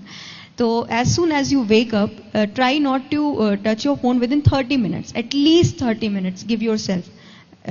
Starting mein, it will be like compulsions will be there, like no, I want to touch it, please. But what we can do instead, that we can keep our phone a bit away from us so that it costs us walking to that place where we have kept it. For alarm, we can choose some other clock version, or if we have control, then we can put an alarm in our phone, but not open it immediately. So that thing we can do. Instead of that, what we can do, we can just stretch ourselves, take deep breaths on the bed only, watch the nature, and visualize what we are going to do all the day, like what's the plan for the day today. Also, we can visualize our visions, or we can just simply sit and visualize what we are going to become, our vision. So these things we can practice instead of taking our phone. Why I'm saying this is because the morning hours, like from 5 a.m., whenever you start your morning, whether 4, 5, 6, not later than that, but from 6 to 12 is the highest productive hours of our day. ठीक है? तो उसमें in those hours we must do all the high efficiency tasks like learning something, some new skills, maybe preparations for any exams, or maybe getting trained for something. So those things we can do in those first few hours of the morning, highest efficiency hours. But if we give dopamine in those few hours only of the morning, what happens? Our brain say, oh, we have already received the dopamine, now let's like it will not be in a immediate state to come back. And and then after in the afternoon we can do something creative, and in the evening we can spend some time like playing sports or something like that. These three I personally follow and help me a lot. That's awesome. Thank you. Wonderful solutions by Arpita, and especially how you start your day and how you end your day matters the most. The first 30 minutes of the day and the last 30 minutes of the day is directly connected to your subconscious mind, and that's where your habits are built. So thank you, Arpita, for wonderful solutions. So moving on to Deekshit. I mean, we see many games youngsters play these days, which few are really violent. They have to kill someone to win the game, and youngsters are so addicted to it, right? So what is the solution for it, Deekshit? Just delete the game. That's the only solution we can say. If they want violence, they just or else they can do one thing, like give some stipulated time for gaming. Give the time for only for the distractions, like 1 hour for distraction, 1 hour for gaming. Later that they should not touch that game. That can help them. So other than that, I'll be sharing my solution for this coming out of the dopamine trap. My simple solution is that the thing which I do is that before studying, I'll meditate. I'll just meditate for 15 minutes. After meditating, I won't touch phone. If you touch phone, that meditation is gone. So meditate for 15 minutes. Later, keep that phone outside and take your book and study. You should get bored by reading that book. Because these youth are thinking that boredom is very bad. Even the great Michael Jackson used to get bored and create many songs like Bad, Human Nature and Beat It. These were the songs made by Michael Jackson when he was bored. So if you are getting bored, that means you are in the progress state. That means you are coming out of your dopamine trap. The simple thing is keep your phone outside, I mean not outside the house, outside your room where you are very far away, meditate and then read and you'll see the result. So that's my simple technique. Meditate, keep your phone outside, study and get bored. Wonderful, Deekshit. So basically he's saying keep your phones away, don't give it to some person and hope it's not stolen then. But basically he's saying get bored. We all want something exciting all the time. So basically get bored to progress. So coming to Sneha. So she's also a CA by profession. And how do you find, like if you had any addictions, how did you overcome it and what techniques did you use? Yeah. So basically what I did, I actually observed that, whenever I get a new phone or whenever I see phones, I was addicted to phones day one. And that was we are the generation who has seen keypad to smartphone walk. And I was always that techie person. Whoever in the family, whoever has anything with phone, laptop, they will come to me, okay, fix this. So I was very much interested with new phones, new technology, and how, and anybody else, like for my teacher friends get a new phone, I'll just grab it and I'll go into it, the whole of the phone. So what I notice is that is something for me, I will always be like checking things. Okay. So I will be always, checking the one thing that Arpita said, notifications. What I did is, I turned off literally all the notifications from my phone, like everything. Whenever any app is getting downloaded, they will ask us whether you turn on the notification, and sometimes they will not even ask. I went to my settings, every application, whether it is required, this app is required or not. First I cleared my phone. This, whether it is required or not, for one thing, we will have multiple apps. I kept apps. I am using browsers. ChatGPT, Copilot, Flipkart, Myntra, Meesho, whatever. I don't have apps. I am going to Google Chrome, typing that. I am using the same benefit that is with everybody, but I am not using apps.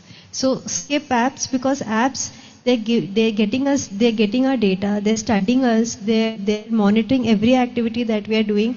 And I literally went to settings of each of the apps to stop their access to my data. So all these things I did to avoid to make me fall into trap, just like, avoid me making a product. And other thing is to get bored. So if I'm traveling, whether in cab, whether bus, train, whatever, like travel is like Bangalore, traffic. Travel is like everyday thing for each one. Wherever we have to go, we have to face that. Now, 1 second of boredom and we take out and we, start checking whatever be, like even if you're not doing Insta, something you're doing on your phone, you can't stay still. Like just, that's what I did to myself is, no, I'll not, while I'm waiting, while I'm in a queue, while I'm traveling, while I'm doing anything, I'll not use my phone. I'll say no, not phone, until unless I get a call or anything, or I'm expecting a message. Until then, no, I will not use. I will observe other people, nature, and that will be very interesting, a task. So that is one thing which. The thing is, the smallest of the activity we think has the largest of the impact of our day. So start small. Thank you, Sneha. Again, wonderful solution. So basically, after this session, take your phones and delete all the unnecessary apps and majorly turn off the notifications. Wow. So Vishnu, we have last 2 minutes and your spiritual approach on this. Last 2 minutes. Yeah, I'll summarize it in just 2 minutes. So if you have seen the benefits of meditation slide of Patri Sir's, he mentioned a point where he said, if you do meditation, wasteful habits die in a natural way. So there is an entire science behind it. That's what we call the spiritual science. So as we don't have much time, I'll just go through on the top and I won't go too deep. So as you all know, our mind has different levels. The one which we use normally, like when we're normal awake, is conscious mind. But in deep inside, we have something called subconscious and unconscious mind. That is called chitta. And meditation is yogaha chitta vritti nirodha. That means clearing this even subconscious and unconscious mind. And when I say like what is this clearing of this subconscious and unconscious mind, all our habits, all our experiences that we had, not just in this life, even in the past life. So let us take myself. By nature I would have drawn into some substance, or by nature I have drawn into some behaviorals, like behavioral dopamine thing. So all these things happen because of a specific reason called, this is called samskaras, which are there in the subconscious and unconscious mind. Because of these things I am acting in that specific way. And I was telling yogaha chitta vritti nirodha, right? So basically meditation, with the help of this cosmic energy, cleans out all these entire wasteful experiences and wasteful desires in your subconscious and unconscious mind. That's how you come out of your dopamine thing. Maybe I'll just tell you one more point also. So you might have seen me explaining about the science behind this, all these things, right? But science misses a point. For each person, dopamine differs. Like for me, something gives me dopamine. For her, something gives dopamine. All these different behavioral things also come from the subconscious and unconscious mind. And for all these things, the root causes this subconscious and unconscious mind, and the root solution is meditation. So I understand with meditation is the solution. So I would say, finally meditation is a wonderful solution, and all the tips, try to follow all the tips and be conscious of what you do. Let us not become products for someone else to print money, but let us be conscious in how we live our lives and have a wonderful conscious living with peaceful atmosphere around ourselves and be productive and achieve our goals. So a big round of applause for all of the panelists for giving wonderful solutions and explaining what dopamine trap is. Thank you guys. Thank you. Let's have one group pic.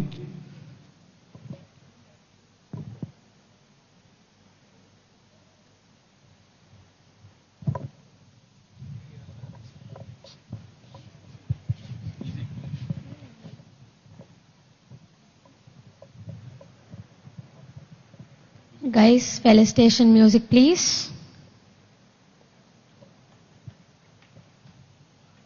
Let us give a huge round of applause, and I hope this was very, very useful for you.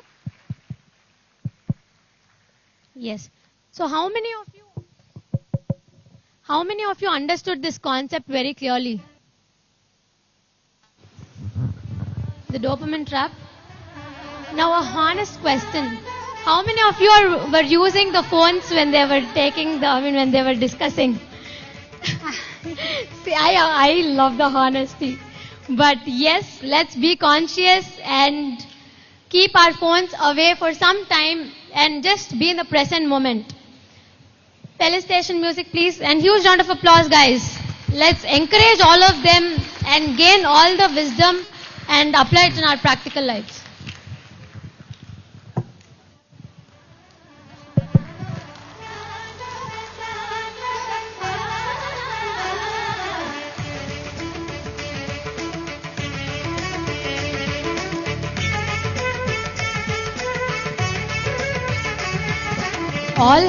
All of them have been applying and implementing the tips and tricks, whatever they have given in their daily lives, and has seen the results of the tips that they have been following. So please do try it once for yourself and see the results.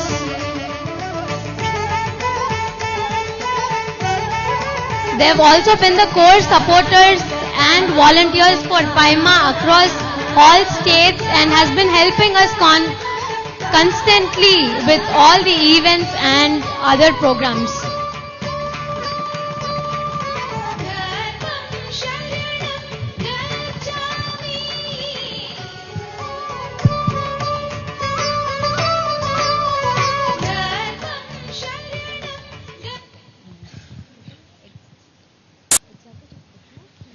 Thank you.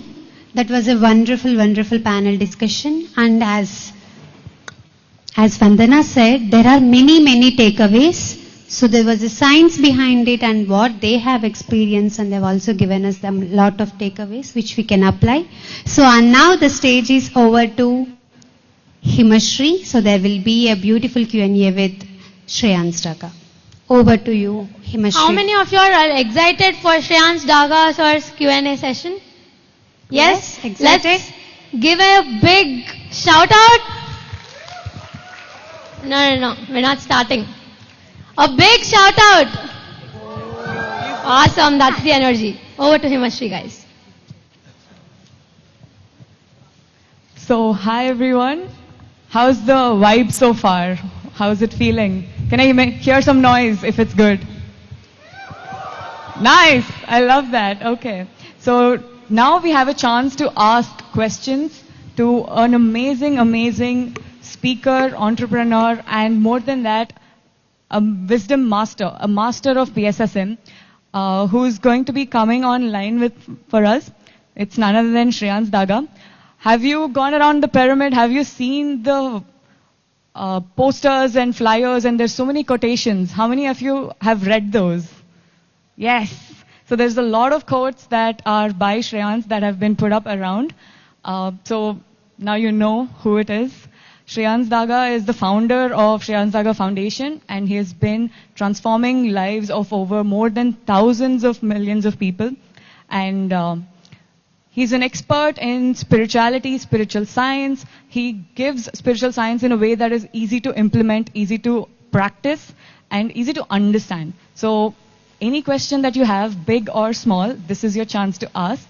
So while we wait, I want you all to think of the questions that have been bothering you. It could be about anything. So, who's ready? Who wants to go first? So, that's Shreyan sir. Hi sir, welcome to Awakening Youth Fest. We have all the participants eagerly waiting for you. In person, but happy to join online. Yes sir, we can hear you now. Sorry, we missed a bit of what you said. So Yes. So I'm ready. So go ahead. thank you so much. So sir kindly accepted our invitation to do a Q&A session for all of us. So let's get started. Like I explained, Shreyan sir is an expert in spiritual science and he explains it in a way that is easily understandable and can be implemented in a practical day-to-day life. So please ask your questions. Sir has immense knowledge and wisdom on a lot of topics. So whoever wants to go first, please raise your hands. Can you get up and come towards the center so sir can see you clearly? To the blue mat, yeah, perfect. Hello, sir. Good morning. Hi. Good morning. Afternoon. I'm Renuka. I've attended a couple of your retreats, and I attend your sessions every Saturday, breathwork sessions. Nice. So, for a year, I worked really hard to get a good job, and I got it. I work for Expedia Group now as a senior manager. So, my question is, how do I manifested a good job after so many rejections, right? But now I'm scared that I would be able to keep it. For some reason, there is this imposter syndrome that's showing up telling that I may screw up, I may not do well, that in the past job, whatever feedback I got may continue. I'm getting a lot of those fears. So what do I do? Right. So this is very common. Sometimes we chase something and when we get that, then the thing comes up is the fear of losing it. Right? While we didn't have, we wanted it, and the fear of not having was there, and now when we have it, the fear of losing was there. So but what was constant throughout was the fear. So over a period of time when we go through challenges, through adverse situations or any contrasting situations, like you said that you lost in the last job, you lost the job or it didn't work out. So whatever, so many times the end product of that experience is an emotion, right? So we memorize these emotions, say right now in form of fear or insecurity, right? And then throughout, for getting a new job, you were going through the stress, as you said, you did a lot of hard work, and which is fine. But what is important is the emotions behind that. And it could be a stressful situation, again, feeling of insecurity or fear, what if I don't get the job? And by the time you finally got the job, now the fear comes in is losing the job, right? Or what if something goes wrong, as you said. So what happens is, our body is a memory bank of all these emotions. Every time you think a thought, your brain releases a chemical, and according to the chemical, the body feels. Now once felt, your body stores these emotions, right? And over a period of time, when you think the same feeling, when you think the same thoughts, think the same feelings over and over again, you become addicted to those emotions, right? So now, even though you're in a good job, your dream job or what you really wanted, now the body has not changed, the body is still the same. It is the same body which goes to work. So body is addicted to stress, hormones of stress, say cortisol or say insecurity. So it will prompt the same thoughts. So now your feelings are driving your thoughts, right? Your feelings will tell the brain, will tell the autonomic nervous system or will signal the DNA to, think of stressful thoughts so that you release cortisol and the body feels normal. What it has become accustomed to, it has become addicted to. So, and it's not just you. We are all, at some level, we are all our emotional addicts, right? So we have to understand that it is the body which is now overriding our mind. Or it is a body which is sponsoring our thoughts, which is guiding our mind, right? It's no more mind over matter, it is matter overriding our mind, right? So this is where creative visualization, meditation is a powerful tool to visualize what you want in your life. See, many times when you worry, when you're speculating the worst outcome, you're giving all your energy to what you do not want, right? And wherever your attention goes, the energy flows. And wherever the energy flows, the universe shows. So because if you stay in fear and if you feel insecure and if you keep speculating about what worse can happen, then you that fear, what you fear is what you attract, right? Then you will draw that event into your life. What you resist, you persist, right? And if your focus is what you do not want, right? So that becomes your vibration of, the vibration is of insecurity, the vibration is of losing the job or lack. And the universe say, oh, this is your vibration, let me match it. Because we are all governed by law of attraction. So what is important is to change, and it is, and there's nothing wrong. I mean, we all go through these things. So it's not like you are the only exception, and as we go through our life, we all, because in our innocence to survive our life challenges, we have become emotional addicts, right? But what is, now that we are aware of how this cycle works, what is really important is to break that cycle, to break that pattern. And that is where meditation, creative visualization during meditation helps a lot, because now you're focusing, you change your attention from what you do not want to what you want. As if you're enjoying a job. It's a dream. During your meditation, you visualize that, oh, I'm in a dream job. I love this job. I'm paid so well. I'm growing. I'm progressing, or whatever. I'm feeling so fulfilled. So use your brain to now give your brain the taste of your future, of what you want to be in. Right? And make it feel as if it's already happening now, and change your emotions. Feel those emotions, not just visualize but also emotionalize. Now slowly the brain will get used to a new pattern of thinking. Your body will get used to the new emotions, because your brain do not know the difference whether you're imagining a situation or it is actually happening. Whatever it is, the brain thinks it's true, and that's how it releases the corresponding chemicals and the body behaves. So what is important is to break that emotional cycle. And once you break that cycle long enough, suppose you do it every day, even if you do it for 10 minutes, 15 minutes every day, you will break that cycle. All of a sudden you will say, oh, now those same thoughts are no more coming. Same feelings are no more coming. Because the more you try to fight, the more it will come. The more you will say, oh, I don't want to think, the more it will come, right? So rather than resisting or fighting about it, accept it, okay, this is coming, and know, okay, this has been this has become a pattern because of my life situations which I have gone through, but it's fine. Be gentle, be generous to yourself, be compassionate towards yourself. But I have a technology. I know the technique how to transform it, how to change my mental pattern. And that's where meditation and creative visualization is a powerful tool. Right? Thank you, sir. Thank you so much. Yeah. Thank you. Thank you, sir. That was a very detailed and clear explanation. I think you've made it so simple for everybody to follow. Before we go to the next question, could you please share with us your experience? As a young person, what was your experience of meditation and spirituality? Here we have 400 plus young people gathered in Pyramid Valley. They're all here on day 3 of Awakening Youth Fest. So it would be really amazing to hear your story from when you were young and discovering spirituality. Sure. So I'll just start with how I got into spirituality. The year was 1993. I was 19 years old, and I was in college, second year college in Bombay.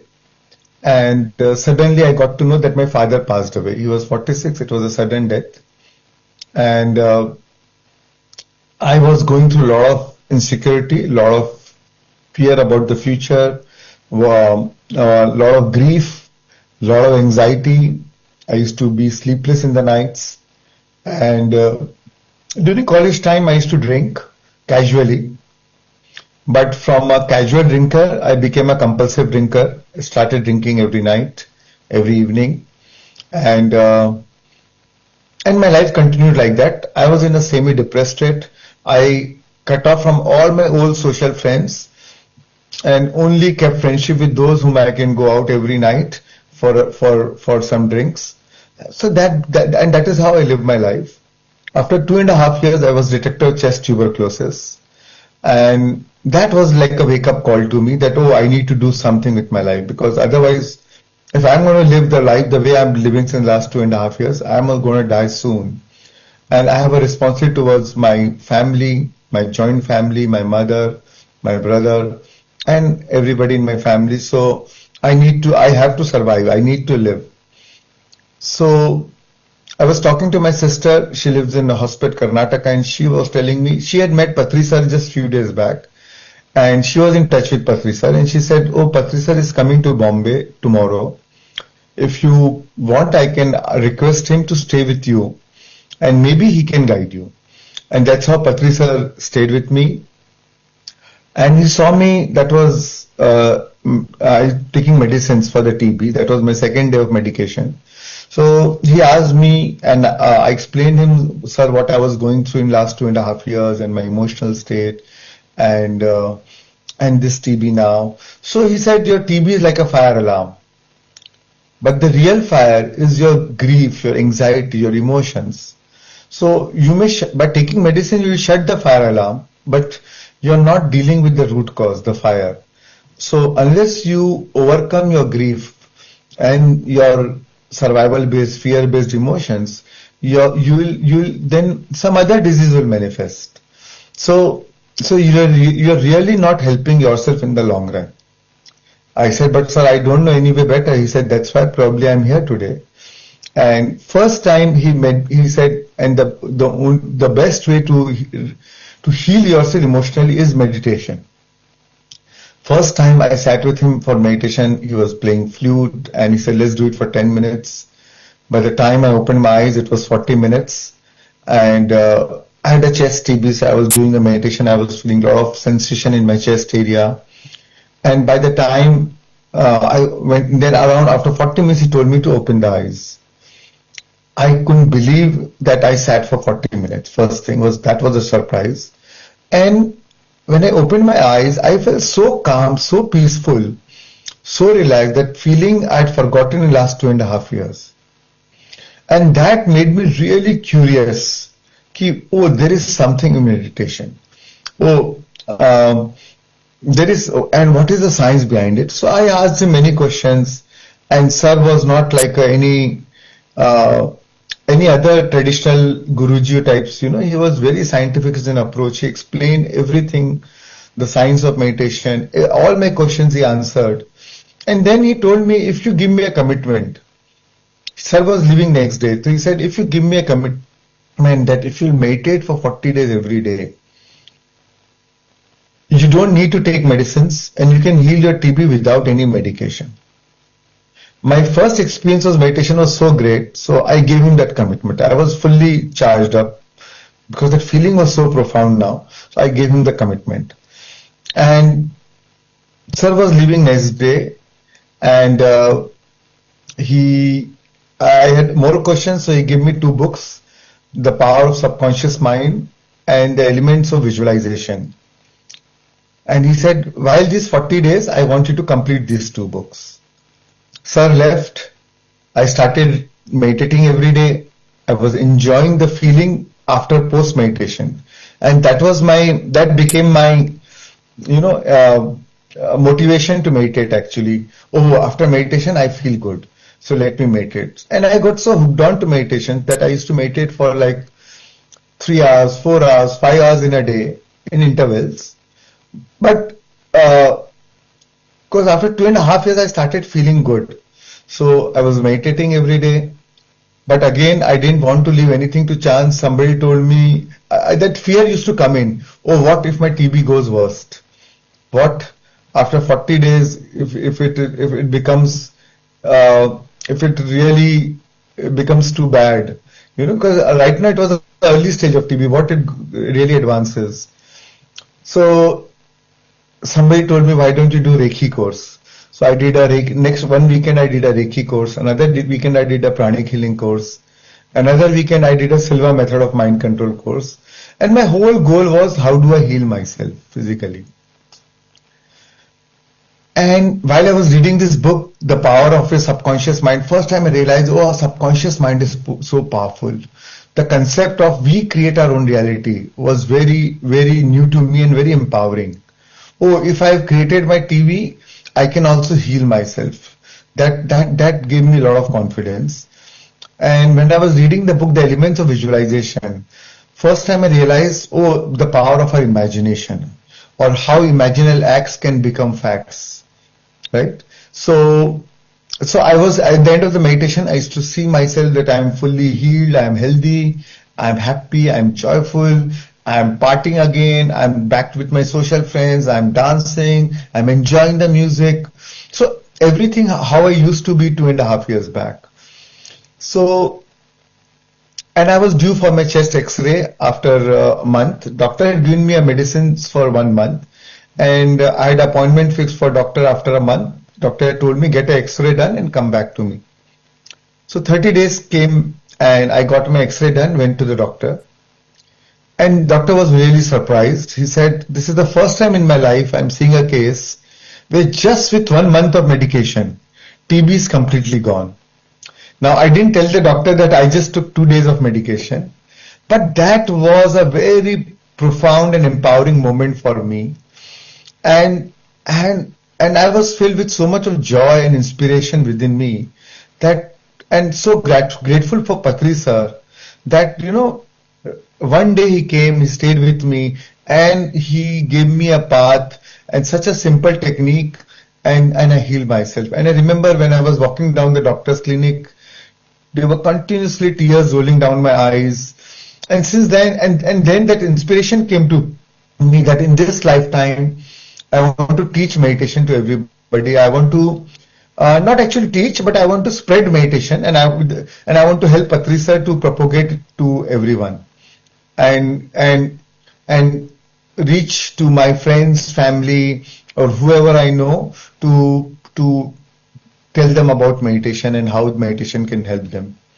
So since then, I've been into spirituality, and I got in touch with Patri sir, and through him I met so many masters and read so many books, and life has never been the same again. Life kept getting better and better, and many incidences, even my financial success, my family is from Madhya Pradesh, small town Betul, and my business was not doing good, and in fact it was in the verge of closure. It was a sick unit. And I use the same visualization techniques for my work also, and it worked. So because we have less time, so I'll not go much into detail. But what I mean to say is, today whatever I am, I owe all my success, so-called success, whatever worldly success, to meditation. And even emotional transformation to meditation, because those 1 month of meditation not only I realized that I healed myself from TB, but emotionally I was in a much happy place, much more confident, much more at calm and peace, So everything for me, there's nothing that I'm more grateful for than the TB. That thank God I got TB, so that it became as a wake-up call, and I met Patri sir and got introduced to meditation, and my life changed. So, and since then, it's been more than 30 years, meditation has been my integral part of my life every day. I can't imagine my life without meditation. So, in short, this has been my journey here. Wow. Thank you so much, sir, for sharing your transformational journey. I especially loved how you expressed your gratitude for getting the TB. I think a lot of us view any negative experience, any negative emotion as something that we do not want. And hearing you say that you express gratitude for that, I think that's truly amazing. So let's hear from the audience. Anyone has any questions for Sir, please raise your hands. Can you please come to the center so Sir can see you clearly?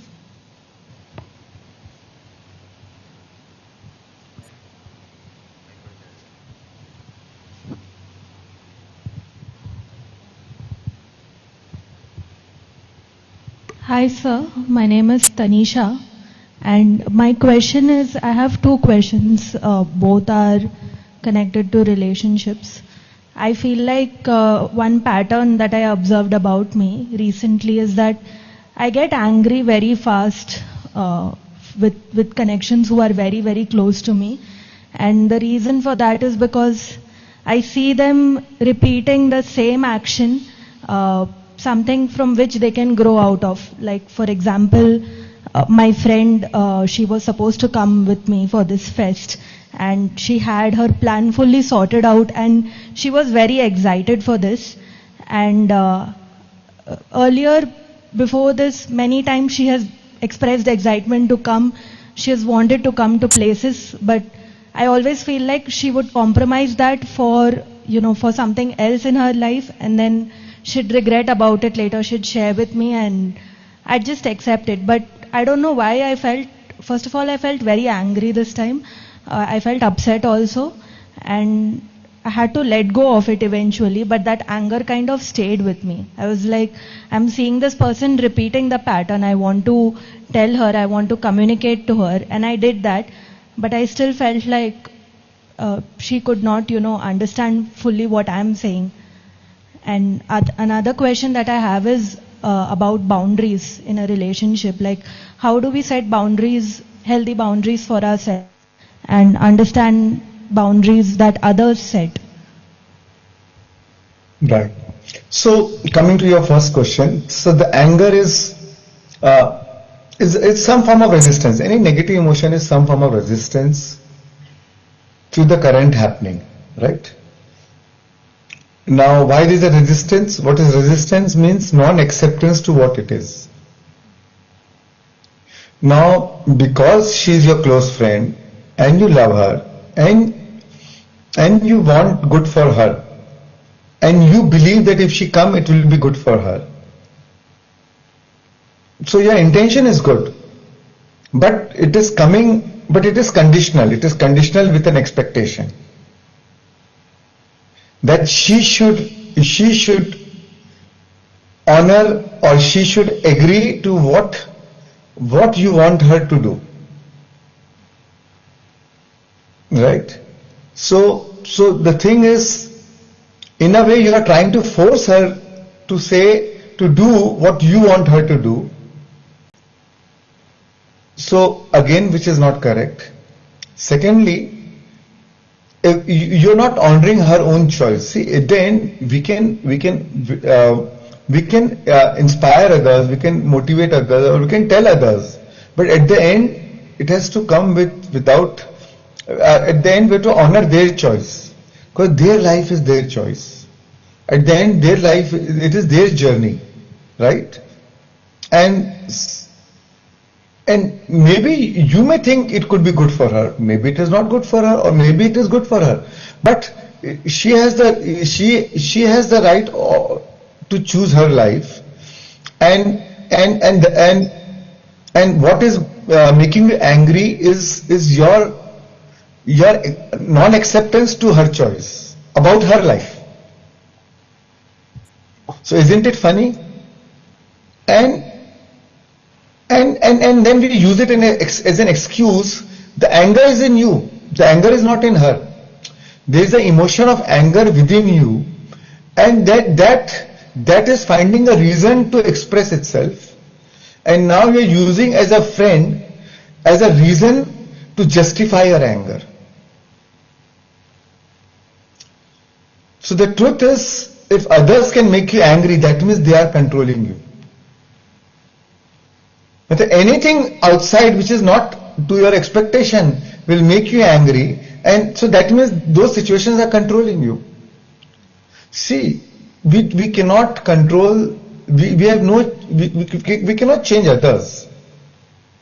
See, I can't do anything for you but to change myself. You cannot do anything for me but to change yourself. So, if I were in her place or his place, I will say, oh, you are telling me to come for a spiritual class and to learn meditation, but look at your behavior. Why are you behaving angry? Why are you upset? If you are teaching me to come there and so that you will be peaceful and calm, and here you are only expressing anger and teaching. So in my mind, I'll say first you change yourself and then try to tell me what I need to do with my life. You understand? So we have to, you bring a change in others' life more by non-verbal communication, more by becoming the example of what you want them to be. So first be the change that you want to see in the world, as Gandhiji said, right? So, and now whether the friend is doing good to her or him by coming or not, you are punishing, your anger is punishing you. So even though you are here, but your anger itself is punishing you. It's like Buddha said, it's like holding a burnt coal in your hand. Whether you throw it on others or not, but it will first burn your hand. So your own anger is punishing you. So your choice is not to your first choice is, or your first priority is not to work on your friend. Your first priority is to work on yourself. And that's where meditation, breath work is a powerful tool to release those unwanted emotions, to shove them out, to throw them out, to let go. And the another thing is awareness in the day-to-day life and acceptance to what it is. Right? Otherwise your friendship is conditional. It's a bargain, it's a negotiation. It's not unconditional. Right? It's a calculation, it's a negotiation. If I do this, then I'll be like this. If I don't do this, if you don't do this, then I'll be like this. So even though your intention is good, but your attention is in a wrong place. There's a lot of expectation, and with expectation comes rejection. Then comes the anger, the frustration, the resistance. So the key is, we may choose, like I would want everybody to meditate, but it comes without expectation. I will do what I have to do, but then I honor their choice. Even to my own children, I don't force them to meditate. I would love if they meditate every day, but they don't do it, and it's fine to me. So, but then what is more important is see, 90% of our communication is verbal, non-verbal. More people learn from what you do and how you behave and how you demonstrate your mastery rather than what you say. Right? So why don't you focus on working on yourself and become an example of change rather than trying to change others?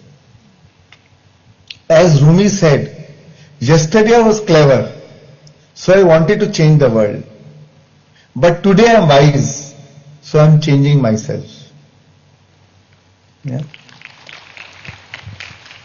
Thank you.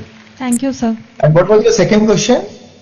Sir, how to set healthy boundaries for ourselves in any relationship? Right. So it is about respecting your own, honoring yourself, honoring your own choices, right? Honoring your own personal space, right? And healthy boundaries make healthy relationships. So it's like when you feel your boundary is being violated, it is not about showing anger or frustration or just to make them understand your need. If you are feeling angry, it is natural to feel angry when our boundaries are violated, and it's a healthy anger. But rather than being angry, you can tell them, oh, when you do this, it upsets me. I feel angry. Next time I'll be happy if you would do if you honor this, or if you behave like this. And if you have something where you want me to honor any of your boundaries, I'll be happy to know about it. So where you express your need, but you're also honoring, giving, you're also open to understanding their needs.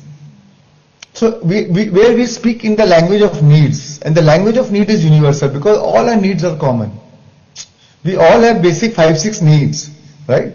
And if you understand, make them understand their need, and you tell them to be open to understand their need, then they will be happy to honor your boundaries. So rather than showing anger or frustration, make them understand your need behind that anger, need behind the emotion, and express the need, not the expression of the need. Yeah? Thank you, sir. Thank you, sir. That was a great explanation. I really loved how you said the quote about Rumi, about being wise and changing yourself. So thank you so much. Can we take one more question from anyone? Who, please put your hands up. You can come to the middle.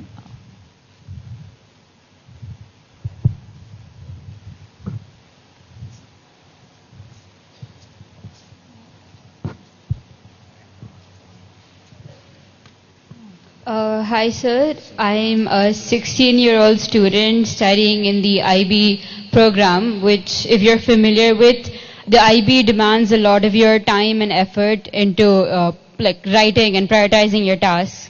So coincidentally... I know, because my son is in IB too, he's 17, so I know exactly, yeah. Yeah, so while I was coming here, I read a quote that said, managing your energy is better than managing your time. So I want to know, as a student, how do you effectively manage your energy, specifically in the IB program, to make your studies more efficient? Right. So, yeah, time management is more important, energy management is more important than time management. See, as human beings, we focus on doing. But what is also important is from what state of being are you doing what you're doing, right?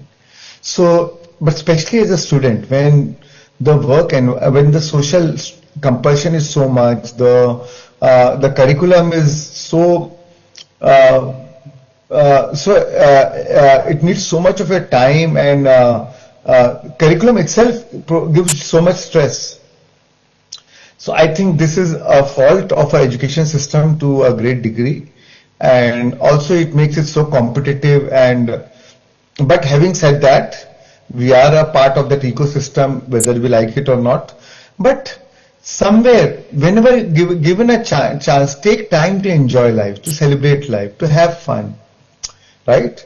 So don't make it so serious that you forget having fun. So when your exams are there, when you need to study hard, it's fine. Because you need to do that, because that's what the environment demands, that the system demands it. But given a time when exams are done, make sure you celebrate life, make sure you have fun, make sure you party, make sure you laugh, make sure you do some fun activities. So balance it, right? And that is where you change your energy. So, and that will give you more, so when you go back to studies, you'll be more, motivated to study, you'll be able to be more focused more, and you don't make the stress, you don't make a stress as a regular feature in your body. See, we need to, because the education system is so stressful, and so we need to consciously take out time to also de-stress ourselves. And it could be anything which you're excited about. It could be if you're a singer or playing a guitar or music or dance, or if you're an artist, whatever excites you. Do something which you're also passionate about, which you love doing about it, right? Or it could be anything. It could be take time to meditate or go in nature or whatever. Don't make sure that you give some time to yourself to have fun, right? And that is how you change your shift your energy. And and then when you go back to studies, you'll do better. You will see, your results, all of a sudden, your results are better than you expected. Because then the universe is also helping you to match your vibration. Right? Yeah. Thank you, sir. Thank you so much, sir. That was a very valid question for a lot of the young people who have gathered here. A lot of us are students and navigating our world of being a student in a very competitive world. So thank you so much, sir, for your time and energy today. We really, really appreciate your wisdom and how clearly and simply you've explained so that it's accessible for everyone. So can we please give a huge round of applause for Shreyans, sir. Thank you all, thank you so much. And thank you, Prima team, for giving me this opportunity. I really enjoyed the interaction and wish you all the best. Thank you so much. Thank you.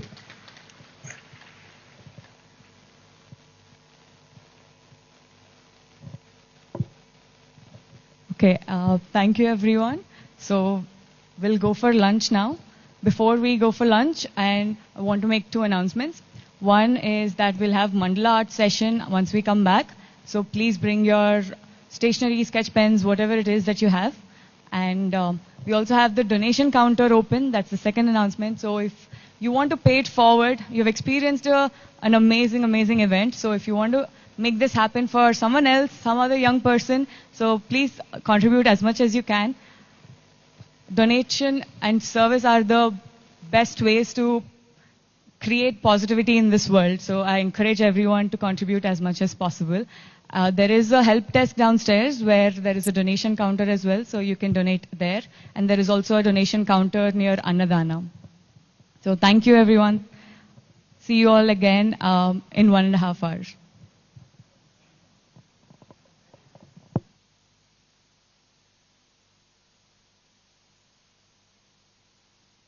Can we all gather back here at 2:30, please?